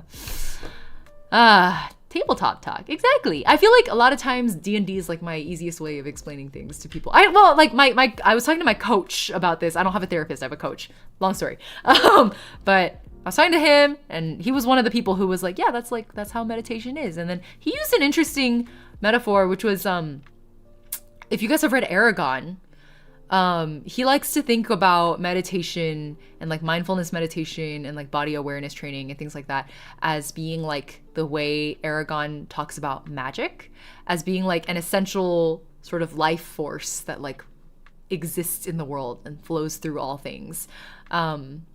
And some people are more receptive to it than others, and some people are able to like you can train to become more receptive or have more control over the flow of that energy.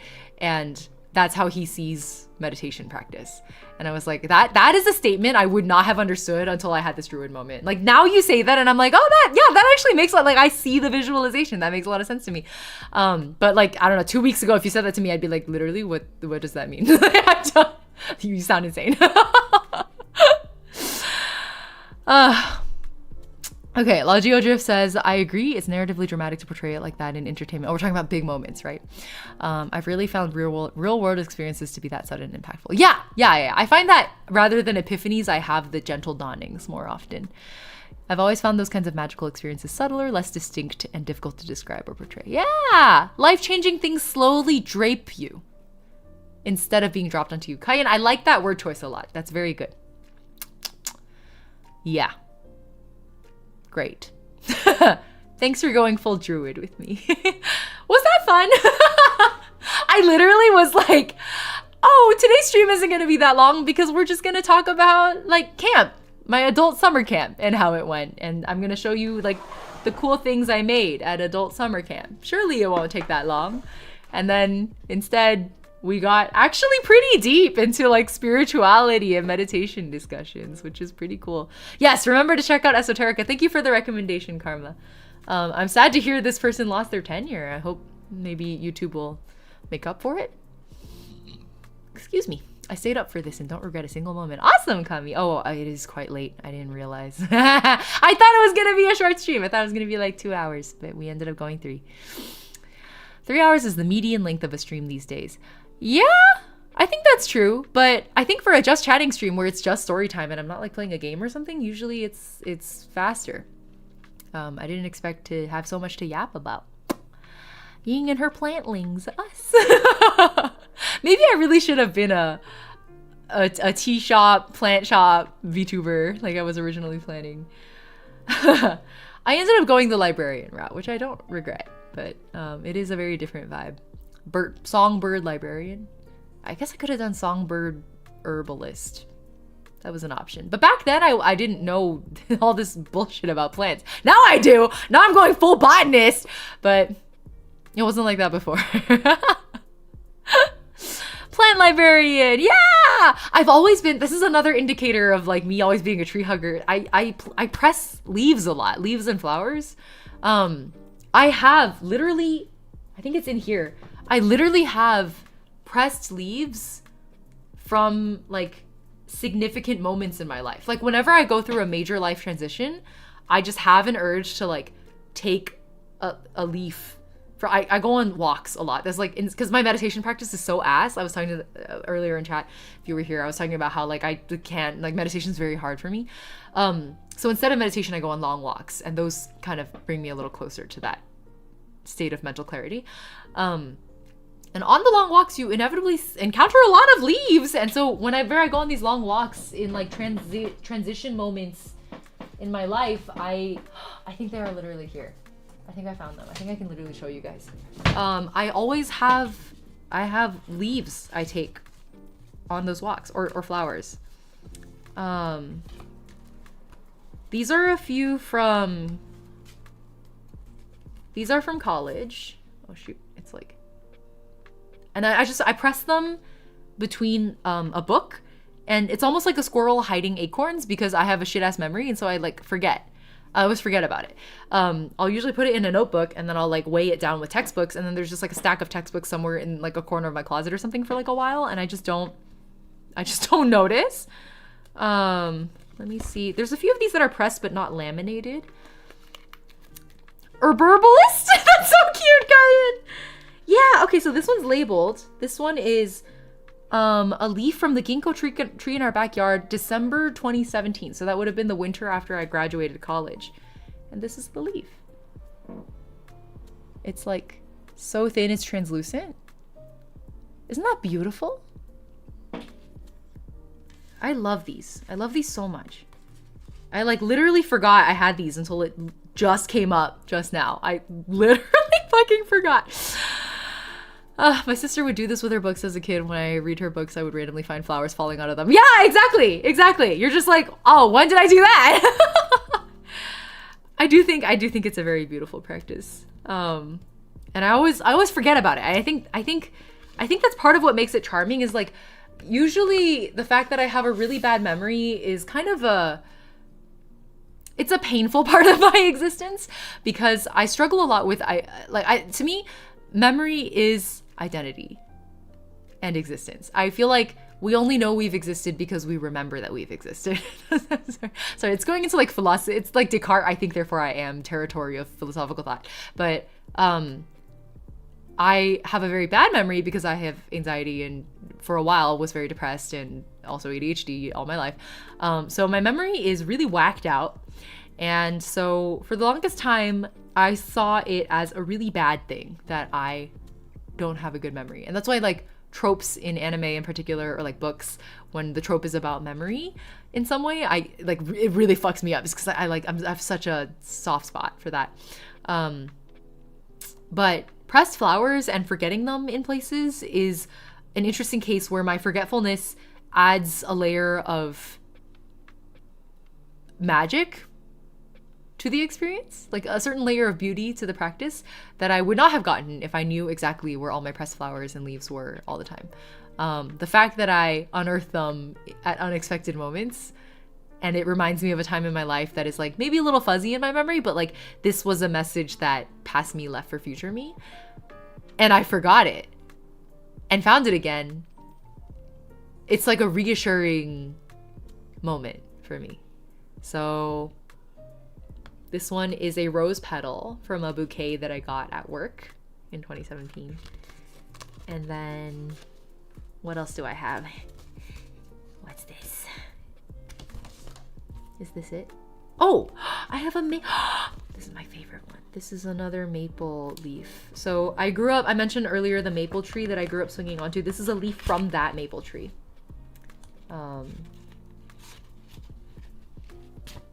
During the fall foliage time, so it's red. It's so pretty. I love it so much. Isn't that gorgeous? And the reason I don't have these laminated is because I, like heat lamination will distort the pigments in these. So I really don't want to risk fucking it up. Also, it like goes through rollers and it like crushes them, and I'm always really like, oh, what if it breaks? Those are some pretty pressed leaves and flowers. Thank you, Phoebe. Welcome. Oh my god, I didn't realize there was a maple leaf emoji in chat. Oh, of course there is. Because of Canadians. All right, hold on. Let me very gently put this back. I know, it looks so immaculate, right? And like, obviously, I've done my best to preserve these, but I think I've made peace with the fact that like these also cannot last forever. It is organic material. It's going to disintegrate. One of these days I'm going to be like a 60-year-old old lady, and I'm going to unearth these old pressed flowers and leaves from my childhood, and it's going to be dust. And I will be left with nothing but like the little note that I left on the corner that's like backyard ginkgo, December 2017. And I'm like, that's okay. I think this whole thing is kind of a practice in memory and persistence and like, what's the word I'm looking for? It means like, to be short-lived.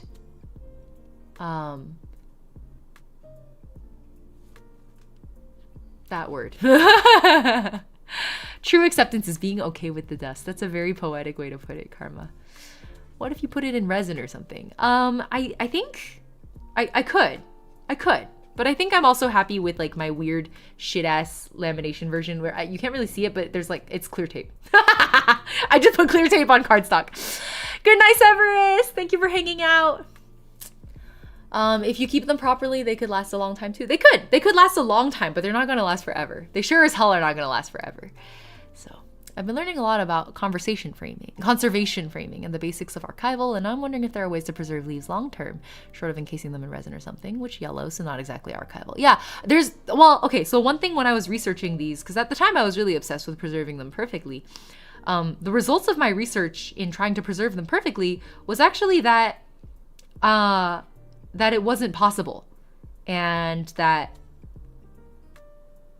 like part of my practice of pressing leaves and trying to preserve them was that there was no way to archive them perfectly. If anything, the act of pressing them already is a projection from 3D to 2D of the original flower or leaf, you know? So it's already losing an entire dimension of itself, let alone its like pigments and fragrances and whatnot. So it is a shadow of its former self. And I'm preserving as much of the shadow as I can, but that shadow also doesn't last forever. And so I should just like accept the fact that there is no methodology that will allow me to perfectly preserve a pressed flower or leaf for the rest of my life. Ephemeral MVC, thank you. Yes, that was the word I was looking for. I think the ephemerality of this practice is part of it. I think it's integral to the practice. So all these things I used to do, I wasn't even really thinking. I was just doing them. I was just doing them because I felt like it. And I think that's a piece of what I lost coming into adulthood, is I like doing things for the heck of it. Why did I forget that? It feels so obvious. Like, of course we do things just for the heck of it and not for like profit or success or material gain or whatever. Like, we've always just done things for the heck of it. Why did it ever have to be anything more than that? I don't know. I don't know why I got so caught up in that.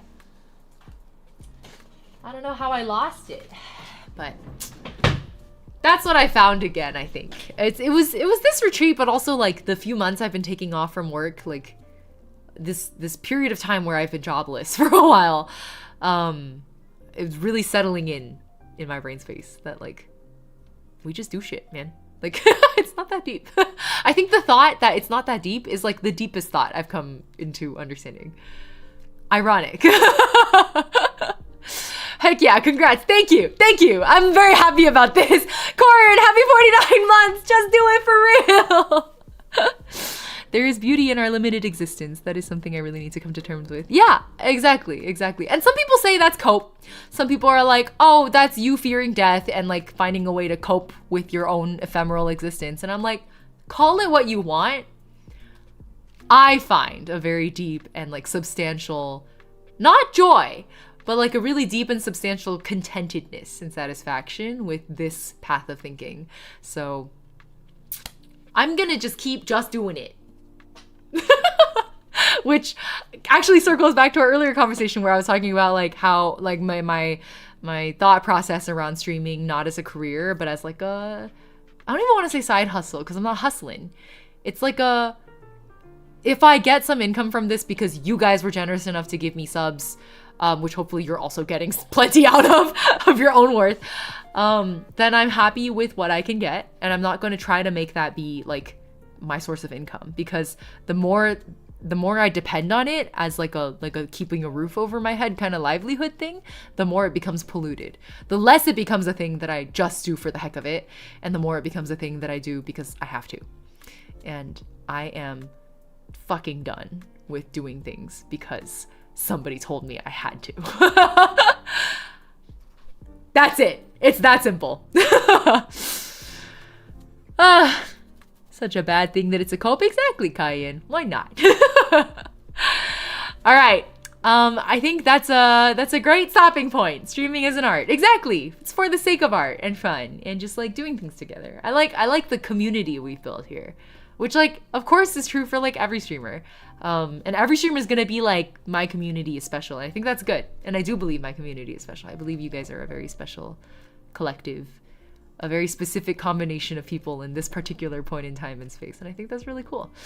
So I miss Ridsley thirsting videos. Majestra's like, we can mourn the past. Yeah, I mean the thirsting videos were also, I think I've always valued authenticity in my content, right? And like the thirsting videos are like a valid part of myself as well. I'm sure they'll come back. You've seen plenty of it in the Bayonetta streams also. But I want to be able to make thirsting videos because I felt like doing it for funsies and not because I felt like it was a video that would perform well. And the end result might be the same, but I want my motivations to be clean. We can mourn the past. We can mourn Risley's ass.